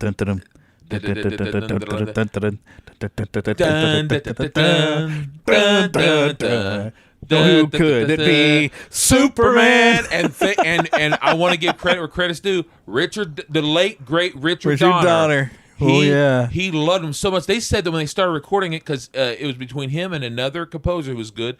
But whenever he heard that, he said he could hear it going, Superman. He was so great. Listen to this. When they're sitting there recording it, Richard Donner ruined the recording because he was so excited. He was so excited for the film. He come running down as they're recording, going, yes, that's it. It's great. It's great. And he was up and down excited. You're so great. And I love it because Richard Donner was so outstanding. And everyone started clapping and the thing you got to know about Richard Donner, he was so excited that there was times that he would dress up like Superman and run around as Superman. So I can actually imagine him as Superman doing that. Oh man. Oh. But he brought that film to life. Yeah, he did. You can hear it. Because you've got one of the longest credit scenes I remember as a kid. Yes. But you could listen to it. I still do. And it's so great. And of course, E.T. Oh yeah, we got to get into. Well, heck yeah, Go ahead, I would still want to comment a little bit more on Superman, where it's not. Yes. I've learned a lot. David W. Collins, the soundtrack show, breaks into the nuances of how the music, how it's telling you a story. Yes, absolutely. The way John Williams does, and it's a lot of, especially like Star Wars. You have that dun dun. Like, oh, we've achieved something, and then we get knocked down. Da da da da. We've gone further. Da da da da. We strike back. Da da da, and then resolve. It shows the climb, the struggle that he'll put into just even the theme, because that's Luke Skywalker's theme. That is about his struggle. And Superman, it has like the pageantry. It's a fanfare. It is. When you break it down. It is a fanfare, and it is like the. Because Superman is supposed to be like he's in the movie, they present him, he's the example. They want to be a great people, Kal-El. They wish to be. They only need the light to show them the way. And so Superman is supposed to be that example of he's helping everybody. He doesn't lie. He's the Boy Scout. Yes, I mean, but you have this fanfare for the character that is like it's presenting him as like this great and wonderful thing, and you feel it. Oh, you feel it. He brings such emotion. But see, what's so great too is. For me personally, when I'm exercising, I use a lot of John Williams music, folks. Oh, yeah. A lot of it. And because it gets me, Superman, obviously, and Star Wars, different ones. It gets to me. It makes me run. But I can't use all of it because the emotion. Sometimes you get different emotions in the different things. That's exactly right. Yeah. With Star Wars specifically, the one that gets to me every time, and I'm talking about the original now. When I say Star Wars, I'm talking about A New Hope, which, by the way, originally was just called Star Wars. Right. That's all it was. So that original movie, my favorite part is whenever Luke is looking out there and seeing the Dune sunset. When he's seeing that sunset. Yeah. The Force theme. Yes. That man, when he looks out and sees that sunset, anytime I'm going binary sunset, that's what they call it. Whenever I'm feeling very emotional, folks, that music comes to me. Yes. Yes. And then all of a sudden it goes to the great whole orchestra. I love that. Woo! It's like, John, you're so brilliant. Yes. I love you. But yeah, you wanted to mention, of course, E.T. is coming up a lot later. We'll definitely have to get in there, but we got other stuff before we get there that because we're talking Star Wars, The Empire Strikes Back, and let's say the major thing out of there, you've got finally a theme for Darth Vader and the Empire.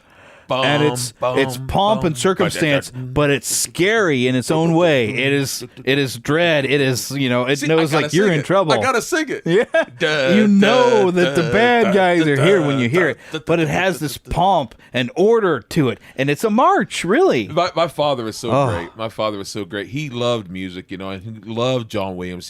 But a lot of times. My dad was so awesome because whenever something big and bad was about to happen, he couldn't help himself. He a lot of times would go, dun, dun, dun, dun, dun, dun. Politically, even if he saw someone he didn't like, I won't say who, he a lot of times would go, dun, dun, dun, dun, dun, dun, dun, dun. That's how he was. And because you know what was so great?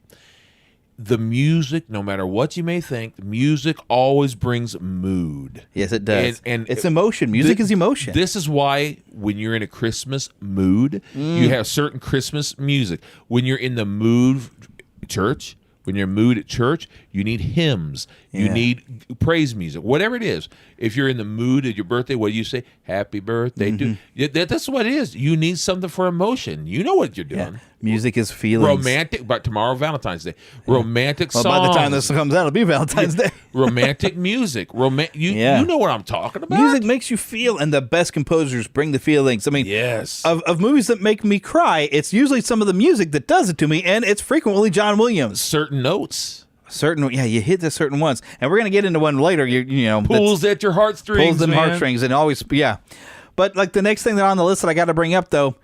Although I got to say the Yoda theme, I love the playfulness you get in the Yoda theme at the beginning of the concert version that kind of shows that weird goofiness when Yoda is testing Luke's patience. But yet it has this almost a sacred quality of like this great I know exactly wisdom. what you're talking about. You know, that's the Yoda thing. But yet we have that playfulness of when he first shows up, and he's kind of funny, and he's this funny little thing, and then I cannot teach him. The boy has no patience.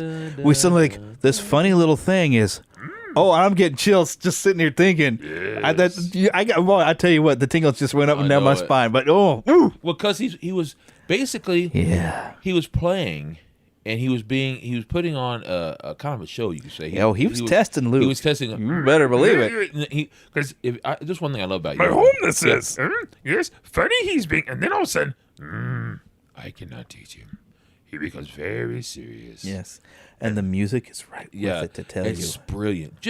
Brilliant, folks. He made a theme that had that quirkiness, but yet, we did see, even like in the prequels, Yoda had his own bit of sense of humor, but he would teach you something with his humor. Yes. Oh, lost a planet young Master Kenobi has.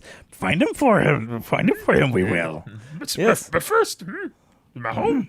But after he's being friendly with his kids, he's like, very mysterious and dangerous this is. Yes. He gets dreadfully serious in that movie. Yes.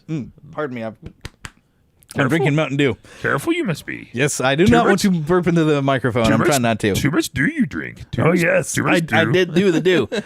All right, but of course we did mention, we were about to get into Raiders of the Lost Ark. And this is yet another theme. Thank you, David W. Collins.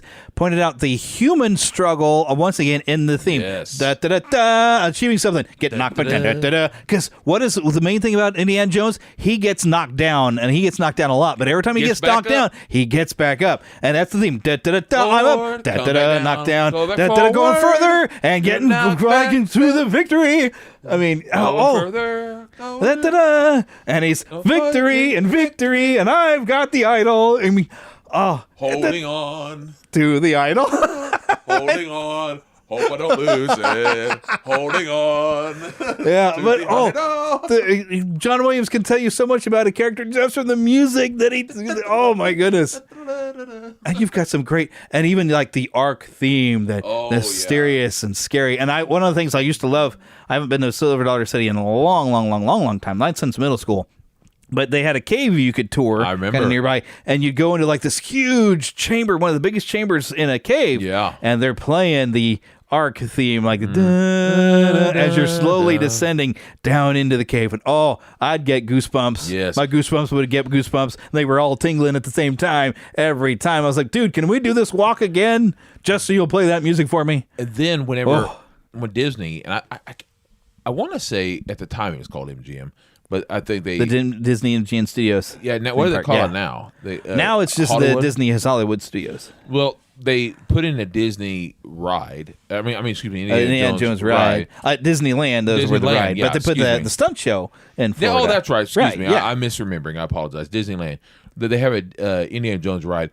How much fun is that? And when you go over there, never gotten to ride it. I'm sorry, brother. I'm sorry. I don't know. But the show is the stunt spectacular. But when you go over there into that ride at Disneyland, what's so great is you hear that music playing, and it's outstanding. It's fantastic. It's great. Yeah, because it builds up the dread of like those horrible things happening. And Sala is their host. Yeah, too bad it's not actually John Rhys Davies, but the guys does a really good job there. Whoever they voice, it is him. He is. Actually, there was a video where they had a convention where they had the guy who does the John Rhys Davies voice. It's not John Rhys Davies, but it's a really good impersonation. I probably could find it, but it was like a D23. They had him in there, but he's on the film. He's on the film. Yeah, he's on the film, but he didn't voice in the ride. I see. That's what you're saying. Yeah, the actual ride things they had somebody else do because John Rhys Davies could be expensive. Because I see what you're saying. It's also why you don't He's get. Not the they didn't voice, get a very good Harrison Ford though for the ride, No. but yeah, they did get John Rhys Davies to do the TV special. Yes. So which is kind of fun. They even got Marion to do this. I forgot the actress's name. Karen Allen. They got her in there, but yeah, John Rhys Davies. They had a really good impersonation to actually do his voice in the ride. I think it was a D23. I remember watching the video because I thought it had been because it was so good, but then the guy goes and he performs the voice. Because they frequently like to do that D23, like the people, off the rides come and do their voice and perform it, and So Corey Burton gets busy every time because Corey Burton's almost on everything over there. But anyways, all right. So the next thing, I don't know what Heart Beeps is, but yes, as you mentioned before, E.T. the Extraterrestrial. Which Heart Beeps. That was a movie. I just saw a thing about that a couple days ago. That was a movie that had, I want to say, Dan Aykroyd, and it had, I can't think of her name right now, but I see it. I just happened to see a special about it the other day. I never heard of it. It was, it was a movie about robots, basically. Oh, okay. And, but yeah, I just saw a special about it. But anyways, E.T. the Extraterrestrial, which is orchestrationally, it's a masterpiece from start to finish. I mean, it's Steven Spielberg's masterpiece. It's John Williams' masterpiece. Oh, absolutely. And that one, it contains so much emotion. That's the one. That's E.T. is like the first movie I think that just made me cry. And the music does so much to help you understand because it's.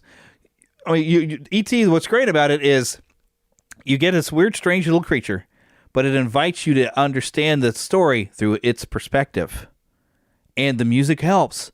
And that's even like I've recently collected a favorites collection that I've put on my flash drive, and one of the things I like is like the opening scene when you're being shown. Spielberg does it so well, and John Williams does it so well. You're getting to see the redwood forest through the eyes of this little alien who's like looking up in wonder at the redwood trees, and the music is like mysterious and scary, like it's a foreign thing to him. And you imagine what it'd be like if you didn't understand like a tree. It's like this whole new world for you, and you're just this tiny thing looking up in redwoods. But then from that point on, you start to the music is giving you E.T.'s emotions. And you start to almost hear the screaming. Remember that? Yeah, but like with the emotional content of what John Williams can do, he helps you feel E.T.'s emotions, and he gets you in there, and boy, he'll make you cry. It's just like what he did with Jaws. I mean, because as you know, that shark wasn't working, so he's like, I'll scare you. I'll do what I can. I'll do what I can. Oh yeah, and, that camera would come up. And that camera became the shark. Yeah, you were seeing everything from that perspective. The shark doesn't work. But look, to be honest with you, and I know this had nothing to do with that music, but in a way it does because the music took over. But the fact that he said, in my opinion, it was so great that shark didn't work. Yeah, because it's so much better the way. If you look at the shark when you actually see it, it's very fakey looking. And if you ever look and see how they had it all planned out and had it all drawn out, and it would have jumped up on board. You would have seen the beginning of the movie. It would happen. It would have taken away so much mystery. Yeah. It would not have been near as good. And John Williams did so great at not only making that shark happen, but the way he made E.T. happen. Yeah. It was so much better. Yeah. And John Williams a lot of times becomes, whether you realize it or not, he becomes one of the main stars of the films for Steven and George and many others. But in this case, mysteries and stuff. Yeah. But now we move right along. I mean, we could spend a lot of time talking Star Wars movies. I mean, because we got still, of course, Return of the Jedi. New themes in there. I love the theme he made for Luke and Leia. Oh yes, me too. It holds such gravitas and weight of like this whole learning. They're a lot about their past and their history, and like this connection thing with the Force and their father. Yes. It's such a great piece. The part that I think might be my favorite Star Wars music. One of my favorite parts of that too is at the end, because he puts a kind of a choir in there, where you have the when the Emperor's coming on him. Oh and you can hear, and I swear every time I hear it, because I listen to it a lot, I can hear his father. Darth Vader. I'm sorry if I ruined it for anyone. If you didn't know. But when he turns and picks up the Emperor to throw him. Oh, and how those voices kind of fade out. You're like, oh my gosh, the power of that. Yeah. And because Luke is losing it. He's lost his cool. He's just taking all out on Darth Vader, and good. And the whole thing is so, I get goosebumps sometimes. Yeah. It's so overpowered. The music, everything is so, ooh boy.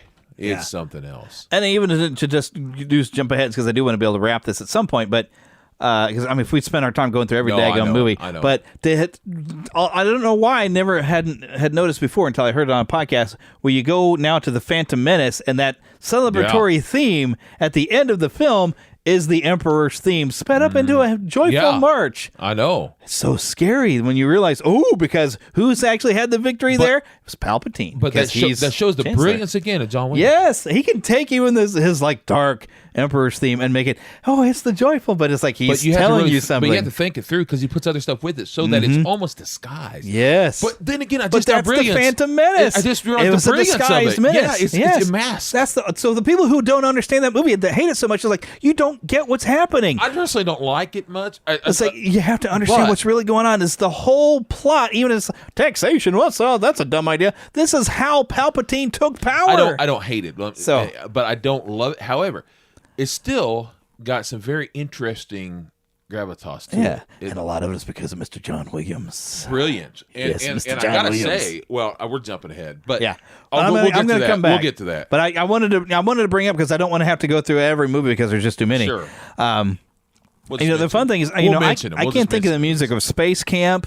I remember watching a lot of time. That's a good movie. Empire of the Sun. I know if I heard the music, I'd recognize it again. I just listened to that music the other day. The Empire of the Sun? Because I remember the music being that good. I the main part I remember of Empire of the Sun is you have a young Batman, doesn't it? Christian Bale. I just watched that movie. I can bring everyone back. Everyone. I just watched that movie the other day for Empire of the Sun? all the way through for the first time. I haven't seen it in like 30 years. The music was so great. And I said, that's John Williams. I recognized it right away. That's John Williams. It was so good. Yeah. You can just tell because he's got a way of even the movement. And there's always some movement going on. If he's doing like low tones underneath of it, there might be some movement that brings things along. And of course we got Indiana Jones and the Last Crusade and the great theme he did for that too. But I was mainly thinking of like the I want to call it a goblet, but that's dang it. For the cup. Yeah. There's but you know what I mean. There's this great not the gauntlet the Holy Grail. Holy Grail. The Grail has its own theme and the legend behind it, and John Williams brought a great theme into that. Yes, because one of the things I love is the ghost, the Crusader. Yeah, with it. That's brilliant. And when you see him and you're hearing that theme, as his hands, I'm tingling again. Yes, he raises a goodbye. But you know what I love too. This is also John Williams. Now, Steven Spielberg, of course, great. But I love whenever he goes, Junior, Indiana, let it go. Oh, brilliant. That's a great movie. Of course, we're talking about the movie itself, but I mean, the music. The music, yeah. No, but I'm talking about the music because the way that the is music still my favorite. The music was so brilliant in that too because it just kind of fades down. And that takes brilliance too. To know when to back off and let the acting of the great late great Sean Connery, yeah, brother. James Bond, the James Bond, right? The original. That's right, the James Bond. Because if it weren't for him, the movies wouldn't be what they are. Because he was so charming. That's right. He was. Oh yeah. Why say thou? And there's a lot of great things I can mention between, but the next one that I really have to jump to, Home Alone. Which is an unexpected movie. You don't expect his work in something like that. What movie? What shows are you skipping? I want to hear all of them real quick. Well, I mean, there's... Just name it real quick. We'll go through them. I'm trying to keep this under 2 hours, brother. I'm skipping. I'm skipping Born on the 4th of July, Always. Good movie, yeah. I've heard of Presumed Innocent. Always is great. Yeah, Presumed Innocent. Always, I think I saw at least once. But I got it. He's done so much that I can't talk about everything. Just name the names real quick. I already just did. We got to keep going. We got to keep going. Home Alone, brother. Home Alone. Great song. Or John Williams wrote a fantastic Christmas song. Yes, he did. That even when hearing it sung by children, somewhere in my memory. And that's the thing is, you don't think about it when you see it because it's a different style than what we're used to because we're hearing them in Raiders and Star Wars. And then suddenly you got this goofy little John Hughes movie. And like, wow, the music's pretty good. But then when you hear Somewhere in My Memory, you're like, oh my gosh, this is John Williams. And it was almost not John Williams. They had somebody else who had started it. And I came home and used to play it on the piano, just the theme. Ding, ding, ding. And it also simple. And it's a great little Christmas tune. And it grabs such emotion. And really, without John Williams, he gave heart to Home Alone to where you knew it wasn't just about a little kid fighting off burglars. It was about family. Yeah, great stuff. A lot. And there was something about that old man. Great actor. Yeah. Oh, yeah. By the way, didn't he do the music for Amazing Stories? Yes. Okay, because that old man, and I can't remember the actor's name. I'm sorry, I can't recall his name. But he pops up in that too? But he's in one of the best stories, the Amazing Stories. And it was one of the best episodes. I have those season 1. Yeah. And he does this great episode on there. And I'm telling you, it's so great. And that actor is outstanding. Steven Spielberg did that episode, I believe. And it was his series, wasn't it? It was his series, but he directed a couple episodes. Which is probably how you get John Williams in there doing the John theme. Williams, he does brilliant. If you ever get to watch Amazing Stories, folks, most of those are just tremendous. And, just good stuff. They used to, I think, were on Netflix for a while. I'm telling you, good stuff. Yeah. But the music on there is brilliant. So, and it's John Williams, of course. It's great stuff. He did a couple like that. That's great. All right, so moving along. The next thing listed, 1991, Hook. Oh, I love that soundtrack. Yes. I was gonna say when I first saw Harry Potter, heard of it, the soundtrack reminded me so much of Hook. Yeah, because and a lot of it is that use of that celeste that you hear at the beginning. Yes. Which I always thought was like, because I'm used in marching band and concert band, we'd have these chimes, and I thought for a while that maybe it was that, but it didn't quite sound like chimes. But it was a celeste, and I know David W. Collins has explained a celeste, but you play it similar to like a piano. It's played like that, but it's got that almost ethereal kind of. I think I've seen that on YouTube once. Yeah, like I've never seen what a celeste looks like, but apparently you play it similar to like a piano, but it has that different. It has like its own unique, just special sound, but it's a very Christmassy town. I may have to get something like that. That sounds cool, Celeste. The Celeste, yeah, and you spell it kind of like Celeste from what I've seen it spelled out, but I don't know where I think David W. Collins explained where the instrument came from, but you call it a celeste, and it's just got that beautiful sound. That's and I remember gorgeous. at the opening of Hook. Well, no, that's Home Home Alone. It's in Home Alone. Yeah. But you get a similar opening there in Hook when they're opening up into the play. Yeah. But Hook had that great adventuring tone. And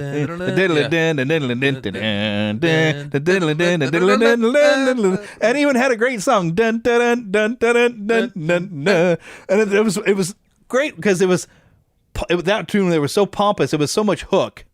It was Hook's actual theme for himself, and it had this pompousness thing that just was fit. arrogant. It was elegant and pompous, and yet piratey. And I loved whenever Peter Pan. Of course, I love Peter Pan. You know that. Well, obviously, I do. I'm the Spider Pan, man. Peter Pan's always been my favorite fairy tale, if you want to call it that. My favorite type of thing like that. It's fantastic. And I love his theme song for that when it comes to flying and all that. No, I'm going Home Alone again. Either way, when he fly, he had a great little theme for that. When he first flies to Neverland, the flight to Neverland music. Oh, that's great. Yeah, brother. And that'd be whenever you go to fight him and all. But it's great stuff. Yeah, they'd say it was great stuff. Yeah. Hook's not always gives as much respect as it deserves, but it's a great movie, and the music is fantastic. It's just my opinion. People weren't ready for a grown-up Peter Pan. I think that's the complaint I hear. My big problem with it in this sense was they try to go a little too Home Alone, in it. But I like that part where the Lost Boys fighting in goofy ways. That was fun. That's not what I'm talking about. I think they tried to go a little too Home Alone, where they weren't quite sure what they were doing. I think they should have just stuck with the story. Kind of went back and forth, but that's anyway. Neither here nor there. Yeah. The music was great. It's fantastic. The music's outstanding. All right, now I'm going to jump ahead. I mean, we got JFK, Far Away, Home Alone 2, but next, Jurassic Park. Oh, and this is, I mean, you almost have two themes. Because you have the main theme, but then you have the anthem for Jurassic Park. And one of them, I mean, he's encompassed both the splendor and the magnificence of like these amazing animals. Yeah. And then you've got this adventure music. I love that too. And at the same time, he's got this nice, scary The main theme itself is amazing. It's beautiful. It's so beautiful. Yeah. That's one of the first times I remember buying, they had a cassette single that had the theme and the anthem on it. I went and bought the whole sound. You remember that? Yeah, of course. I got the whole soundtrack too. I had it on cassette and I've got it on a CD. Yeah, me too. I remember at first I bought that cassette single just because like, that's another one. I'd get on the piano. Look, I didn't know how to play the piano. But I would always and I find my way until I found bought sheet music for that. I wanted to learn it on a piano, but I never could. It was so complex. But I'll tell you, the music was so brilliant. I can't play piano anyway. I just love that movie. And that first one I saw so many times in the theater. I just love that movie. I've never seen a movie that many times in the theater like I did that one. Yeah. 15 times. Yeah. I think I went in 13, if not 14. I've seen it since then. I've seen it 2 or 3 more times. But since then, I went back again when it came out. Yeah, I don't think I've seen it in the theater since then. But brilliant film. Brilliant. Yeah. The music and John. The music brought you in. You did it, brother. It brought you in. All right, now we got some other great ones like Schindler's List. Yes. I kind of vaguely remember the music from that one, but oh my gosh, he can make you cry again. Brought you alive. Man. I can't watch that movie. It's too rough. Oh. It's too bright on my emotions. It is. Sabrina, Nixon, Yes. Sleepers, Rosewood, The Lost World. He did come back at least to do that one. Saving Private Ryan. That's another one of those movies. The music's outstanding in there. But I can't watch it. It's too rough. I love it though, but it's rough. It's heartbreaking. Especially that beginning. It's like, oh gosh. Well, that's real as real can be. Well, in my it is. opinion. Yeah. It's one of the most real. I feel like I'm there. I'll be honest. When I'm there in the beginning of that thing, I find myself ducking. Like I'm going to get shot. But It's more or less, darn scary. I mean, I feel like I'm with them. Like let's do it. Let's go. And then every time I played a World War II game, especially at D-Day, I've never felt more alive, like with it actually there. But when I'm playing those games, because they do such a good job. Yeah. But I oftentimes feel like, where's Ryan? I feel like I'm in the movie. But we got to protect Ryan. Yeah. But he brought that movie to life. All right, but I'm jumping up ahead because we know some more Star Wars came along with the Phantom Menace. But I want to move it, and you Phantom Menace. earlier. I wanted to mention this. Are you a Phantom Menace now? I'm going to Harry Potter. Okay, first because we got to keep going. I want to say it's about Phantom Menace because we're going 2 hours. The Duel of the Fates. Yes, that music released it as on the radio. Even. And that movie, that Duel of the Fates, I work out to that still. Duel of the Fates is one of the greatest songs I've ever heard. And even he got like a Sanskrit poem and brought it to life and brought it to music. Brilliant. Oh my goodness! I'm sorry. Go ahead, Harry Potter. I'm sorry, I had to do it. But the next the big things like Harry Potter and the Sorcerer's Stone. Yes. I mean, with Hedwig's theme that everybody knows. Yes. But not only that, but the piece that's a concert piece that's Harry's Wondrous World. Yes. That just oh my golly. That's a great music. And I have all those soundtracks as well, of course. Did that come out in 2001? Harry Potter and the Sorcerer's Stone, 2001, yes. The reason why I was going to say I don't want to skip over that too fast, but there was a movie he brought out, I think it was 2002, but there was a movie that he did music for called Catch Me If You Can. Yeah, and that's mentioned down here, 2002. Yeah, Catch Me. I didn't see that one. I got that. It's a great movie. I've heard it's the fun. music. It's so different than anything you're used to from John Williams. Beautiful. More onto his jazz roots, I guess. It is, and it's still with the movie stuff he does, and it's so good and based off a true story, nearly perfect to the true story. I'm telling, and Tom Hanks, folks, and Leonardo DiCaprio. Yeah, that's like a Master of Disguise kind of criminal or something. Brilliant I should movie. see it one of these days. I've heard stuff of good stuff. Outstanding film. Yeah. If you ever get a chance. And John Williams, oh man, nothing like you that you're used to seeing. But I'm telling you, great. Oh, Gary Oldman. I mean, excuse me, not Gary Oldman. I'm gonna say, can't think of his name at the moment. A guy who. Christopher Walken. Christopher Walken. I always get a weird kind of thing, and I'm not getting Walken. I'm getting something else. He's his father in it. Oh, nice. And I'm telling you, this movie. Anyway. Yeah. But there's so much more we could mention with the Harry Potter series. There was some more Star Wars movies to come, and all these other ones. But I mean, golly, I can't get into everything because we just don't have that sort of time. But I want to jump to an article that was in the New York Times. And this is written up by Javier C. Hernandez.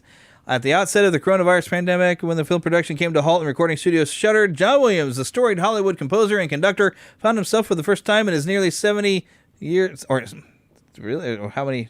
Yeah, 7-decade career, nearly 7-decade career, they're saying, without a movie to worry about. But basically, what this article is talking about, and he's got a lot of, on his website, you find a whole list of concertos and stuff he's written.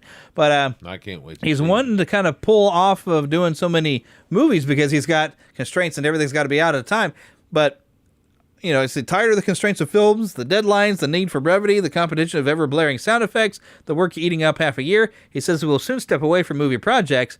But what he wants to do in his next phase, he plans to focus more intensely on another passion, writing concert works, of which he has already produced several dozen. He has visions of another piece for a longtime collaborator, the cellist Yo-Yo Ma, for anyone, Crouching Tiger, Hidden Dragon, yes. Yo-Yo Ma, he's brilliant. And he's planning his first proper piano concerto. John Williams is on the move. Yes. Doing some more brilliant stuff. At 90, he ain't stopping. To quote Kramer from Seinfeld, Yo-Yo Ma. Yo-Yo Ma. When he Yo-Yo Ma. He got hit in his head one time, and he just yells at it, Yo-Yo Ma. Alrighty, now this is running really long already, but I got to get into the Book of Boba Fett. Now, if you have not seen the finale or the series Book of Boba Fett, if you waited because you wanted to binge watch the whole thing and you haven't done it yet, pause the show right here, skip ahead, and come back. I'm going to give you a minute. Or not a full minute, but I'm going to give you a little time. While I'm just jabbering on, this is your time that why haven't you paused? You didn't pause yet.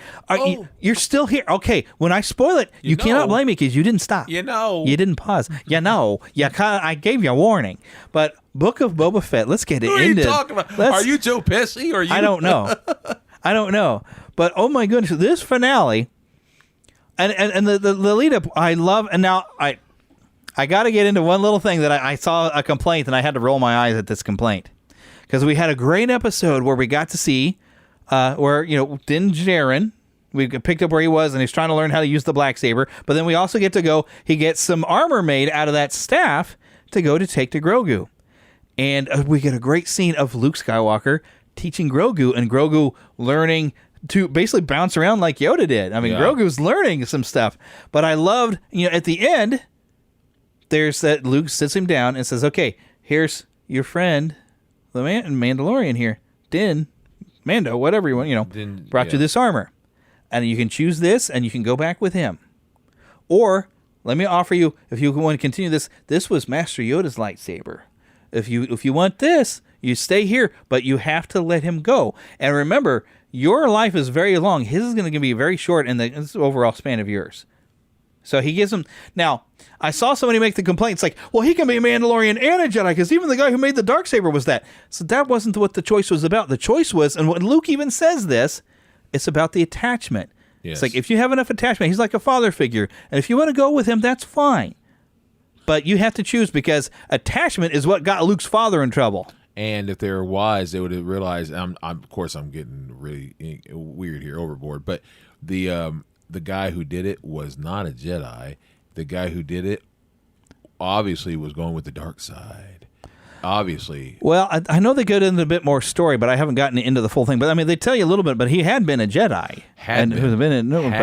I don't know what all happened to the guy. I don't know. But he obviously, at that point, obviously in the sense that he was had people of the dark side with him. He obviously had left that, and that's the whole point, is that he was no longer doing what he ought to be doing.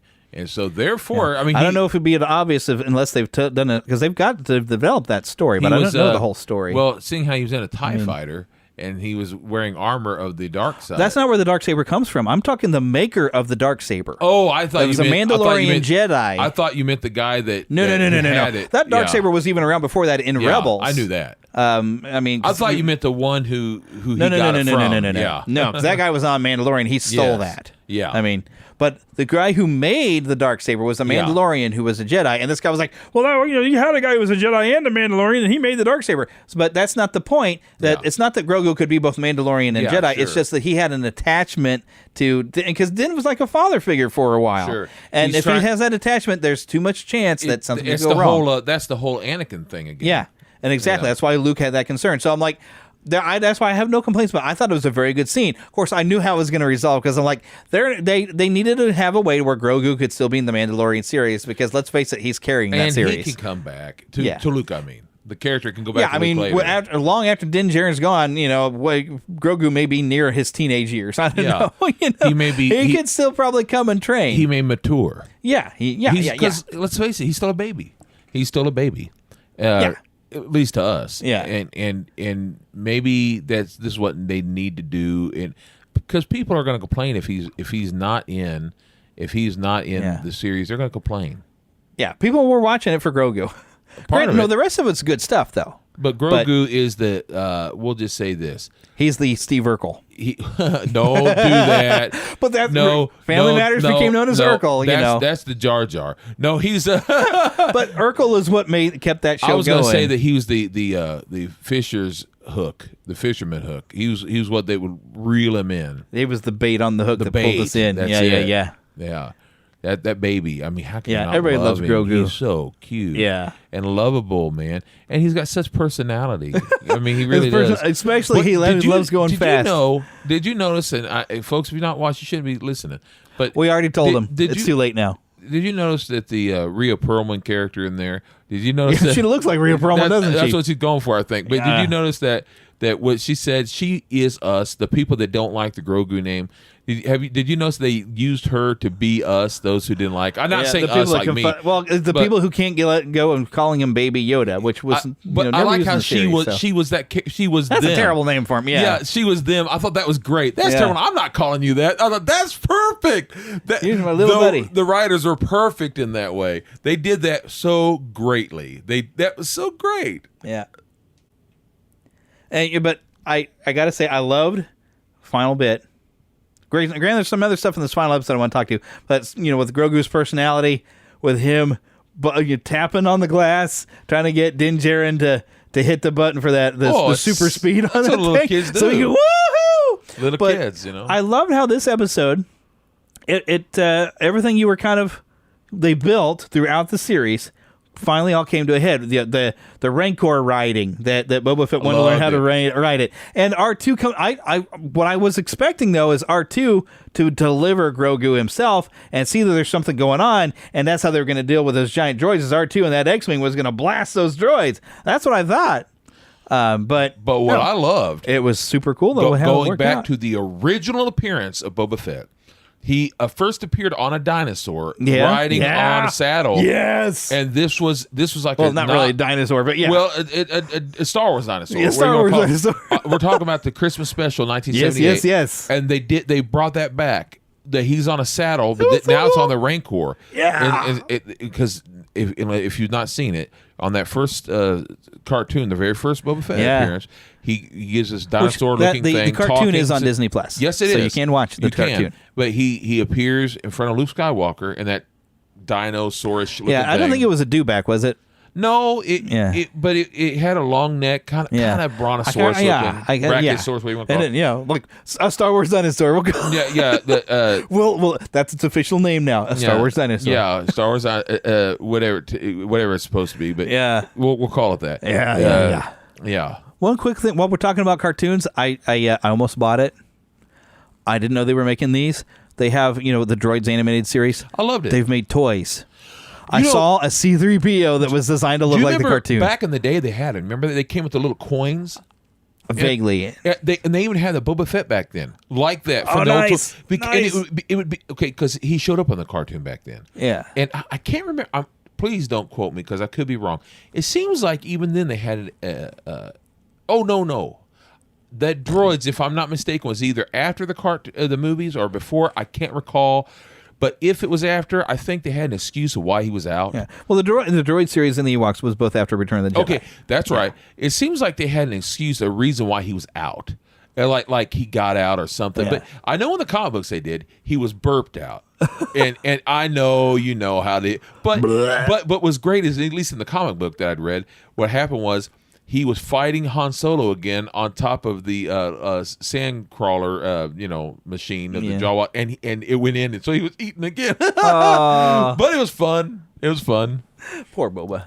Well, he gets what he gets. The only other complaint, though, I've heard about this series is people says like, well, he's different than he was before. It's like, well, he's growing. He's grown. He's matured as a person, and a better man. And he even talks about that he's tired of working for other people. That he does things that he doesn't really want to have to do. I will tell you this. So he wanted to be his own boss. I will tell you this. I don't have to keep mentioning all these things, but I've gone through an awful lot in my life. Yeah. Life and death situations. I've gone through a lot of surgeries and all these things. Yeah, and facing his own mortality, I think that makes you change. I'm getting ready to say.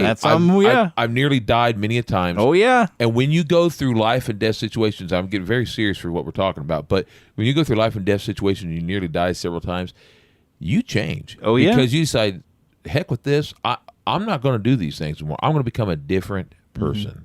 Boba Fett, hero of the people. But he's still scummy in a sense. In his own way. He's still running the town in the criminal empire, but no more spice. He's going to do it dirty, but he's going to do dirty as clean as he can. Yeah. He doesn't want to hurt anybody in the process. That's right. He wants to protect the people that he's kind of the daimyo over. Yeah, exactly. And Cad flippin' Bane, brother. Yeah, I love it. And he came in, and somebody made a fun little thing with the good, bad, and the ugly kind of thing with Cad Bane. That's right. Because he came in with his hat, and I was like, no way. You see, that's the thing. there's the good and the bad, and then there's the ugly, and the ugly was worse than the good and the bad.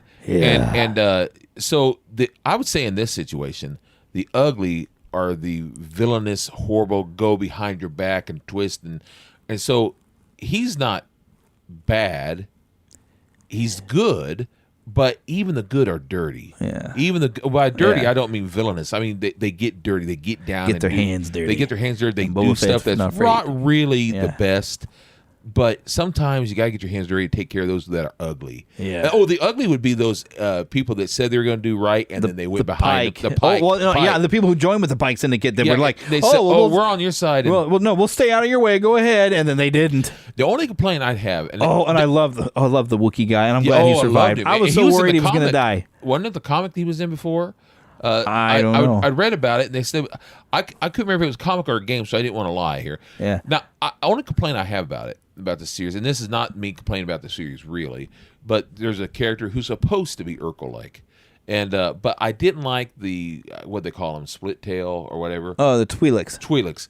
I didn't like him, and not talking about the actor, the one guy who was supposed to be comic relief there. Yeah, I thought he was a little too sitcom-like, but I know they purposely. I am a negotiator. I was trained in Coruscant. He was very obnoxious, and I know he's supposed to be. I was hoping something would happen. He would actually die. I wanted him to die, but it shouldn't be that way. What I mean is, if he's supposed to be comic relief, if he's supposed to be fun, and you're supposed to actually like him, that's not how you're supposed to be thinking about it. Right. We're not like, oh, come on, say something stupid and let somebody just shoot him. Because here's the thing. He was so obnoxious that, to me, he wasn't fun, and he changed the beat of the show. Like, it would start off kind of dark and fun and very Star Wars-like, the classic Star Wars, and then he'd be like, excuse me, and he's talking like... We're having a serious Butch Sundance Kid, whatever, Butch Cassidy Sundance Kid moment about to happen, and then he speaks up, can I offer a third option, And this happened He interrupted when we were building this episode. Thing. Yeah. And every episode, he would come in and like, you really killed the moment. Yeah. I don't want to use a dirty phrase here, but some people use a certain phrase for blocking. Yeah. And I felt like you're blocking the fight. he was blocking, I'll say, the Star Wars out of a lot of episodes. And again, not the actor. I'm sure the actor's funny. He's great. The character was we'll say the Star Wars block. To me, he would block the Star Wars feeling. He was a force block. He was a force block. He was force blocking. Of so many of great moments. And I just think that he wasn't well written, or at least well performed in that situation. That's just my own personal complaint. Yeah. I'm sorry. It'd have been fine without that character being in there. Yeah. Unless if he would have come out with his stupid, if he would have read the list and then got shot for it, I would have been okay with that. That'd have been fitting. I had different people say I complained about it. Because he was, to me, he was just as dirty as that mayor. Oh, he was dirty. He was dirty now, as he heck, was paid man. to be dirty, but I will say this, like I complained about it online. Someone said, I thought he just made the show because blah, blah, blah. And I was like, well, I'm glad you enjoyed it. I am. Yeah. For their sake, I mean. I wasn't being sarcastic. I was honestly being honest. And I am glad they enjoyed it because at least someone did. Yeah. But I think it changed the tone of where he was heading at that moment. And I think sometimes when people think they're writing something funny, and maybe they really were at the time, but the performance of it and all, again, not the actor. I think the actor is great to his own credit. But I just think it didn't quite fit. It. Especially because we had such a great build-up where Mando and Boba Fett were about to go out and just make their final stand. Yeah. And we were just built up and like, go out and make that stand. And we did kind of get it later. Yes. But to have that guy interrupt, which I knew is like, Boba's going to write up something that's going to get the guy. I was expecting him to get something to get the guy killed. And I would have been okay. And that would have been a good payoff there if he'd have gotten killed out there. Because he was kind of villain. Yeah. But I was kind of expecting, like, go, you guys are Bantha Poodoo, go stuff your head up a Bantha's backside or something. Something. I was expecting that written up. I can't remember what actually he wrote on it. But it was more or less, we're going to shoot you or something to that effect. And but they came out and got to see how tough that armor is, but they're still getting knocked down, man, as they're overwhelmed. And one of the things that was kind of fun, it was a little predictable, but every time you thought, this is it, they're going to die, that's exactly when somebody else was going to suddenly show up as a surprise. But that's actually how I expected R2 to finally show up, was with the two big droids. I'm like, there's no way they're going to figure out how to do this. R2 will show up. But then we didn't get R2. We got the Rancor. I love that. That was so cool. And I that loved great how moment with Grogu there. I loved how when Boba Fett was no longer on the Rancor. The Rancor lost his stuff, and he went nuts. And you had a Godzilla and King Kong combined moment where he's doing his King Kong best and going up to the top. And I love that because Boba Fett, I'd forgotten until he was off of him. I forgot that the Rancor was only under control because of Boba Fett. Because of Boba Fett. Boba Fett made friends with it, and he didn't know. The Rancor didn't know any of these other people. No, he was just like, screw this. And they established when Boba was met him, the guy who brought him says like, well, they're actually pretty docile unless they feel threatened, and then you better look out. Yeah. And Grogu kind of I like how Grogu kind of understood it. Grogu was like, I'm no threat. It's okay, buddy. And he would lay down next to him. I love that he laid down with him, and they just took a little nap together. And he was snuggling with him. Yes, like, no, this is my friend. We're okay. Yeah. I'm like, oh, this is so great. He's so cute. I just love him. It was a fantastic show. I loved how it concluded. Now, the music was great too. Will we get a Boba Fett season 2? I don't know. I hope we do. But I mean, it feels like we were bridging the gap into the next adventures with the Mando. But Mando can have some adventures with Boba Fett, or Boba Fett can go do his own thing. Well, he's going to be there in Mos Espa. I'm pretty sure he's running things. That's what I mean. He can have some new adventures. They're fun, and Mando goes house. What's his name? Who? Din Djarin? Din Djarin. I can't remember. A lot of people just call him Mando, which is kind of a throwback to like the Good, Bad, and the Ugly, and Clint Eastwood's character. Which it's kind of a fun nod. And coming in May, we have another show. Oh, I almost forgot to put that in the news. The Obi-Wan Kenobi series. And I'm so thrilled. Yeah. Now, what day is May 4th on this year? I don't know. But either way, this is May 25th. May 25th. That's right. The day before someone I know's birthday. Yeah. Might be me.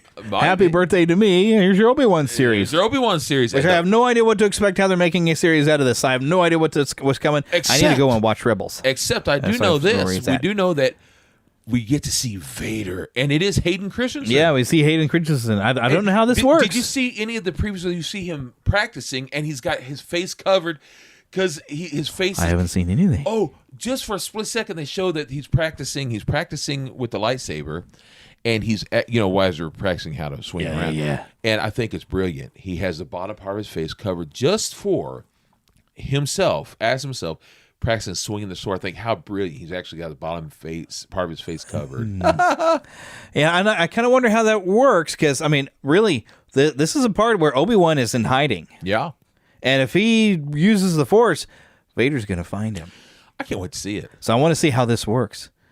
Although I think we are kind of getting to see, of course, this is post-Vader, what we're seeing a lot of Grogu thing. But, if Vader's going to know the presence of Obi-Wan and he's going to find him, Yeah. If he does too much. So I want to see how they play this out to where Obi-Wan, who's basically pretending to be just this old hermit. But I just thought of something. It's just a thought. You remember? Oh, maybe he's not on Dagobah. But I was thinking, what if he found something like on Dagobah, the little memory thing? That's the big thing. Like Yoda could be hidden in Dagobah. So. But anyways, we better wrap this thing up here because this has been a very long show. But yeah, we're excited to see Obi-Wan and where it goes. But of course, we want to remind you, go to neverlandpodcast.com where you can find links to my podcast reviews for just a very slow fee. You can get, if you have a podcast, you can get all reviews sent to your email. And of course, we always want to thank you, Karen Kennedy, Ricky Pope of Christian Nerds Unite, Darren Wilhite of the Will Height and Wall Show for all your help in making the intro. Of course, remember to email us, podcast@neverlandpodcast.com. Find us on Twitter, NeverlandPcast, although I don't do a lot on Twitter. We have 2 Facebook pages. One, of course, just a fan page, and, of course, a group. I love sharing some fun things when I find out that something new is happening. You can leave us a voicemail, 816-226-6492. And remember, please, we do appreciate everyone who donates on Patreon. We have links right there on the website, neverlandpodcast.com. Otherwise, patreon.com/neverlandpodcast. And as we like to remind you at the end of every episode, get lost in an adventure. See you next time.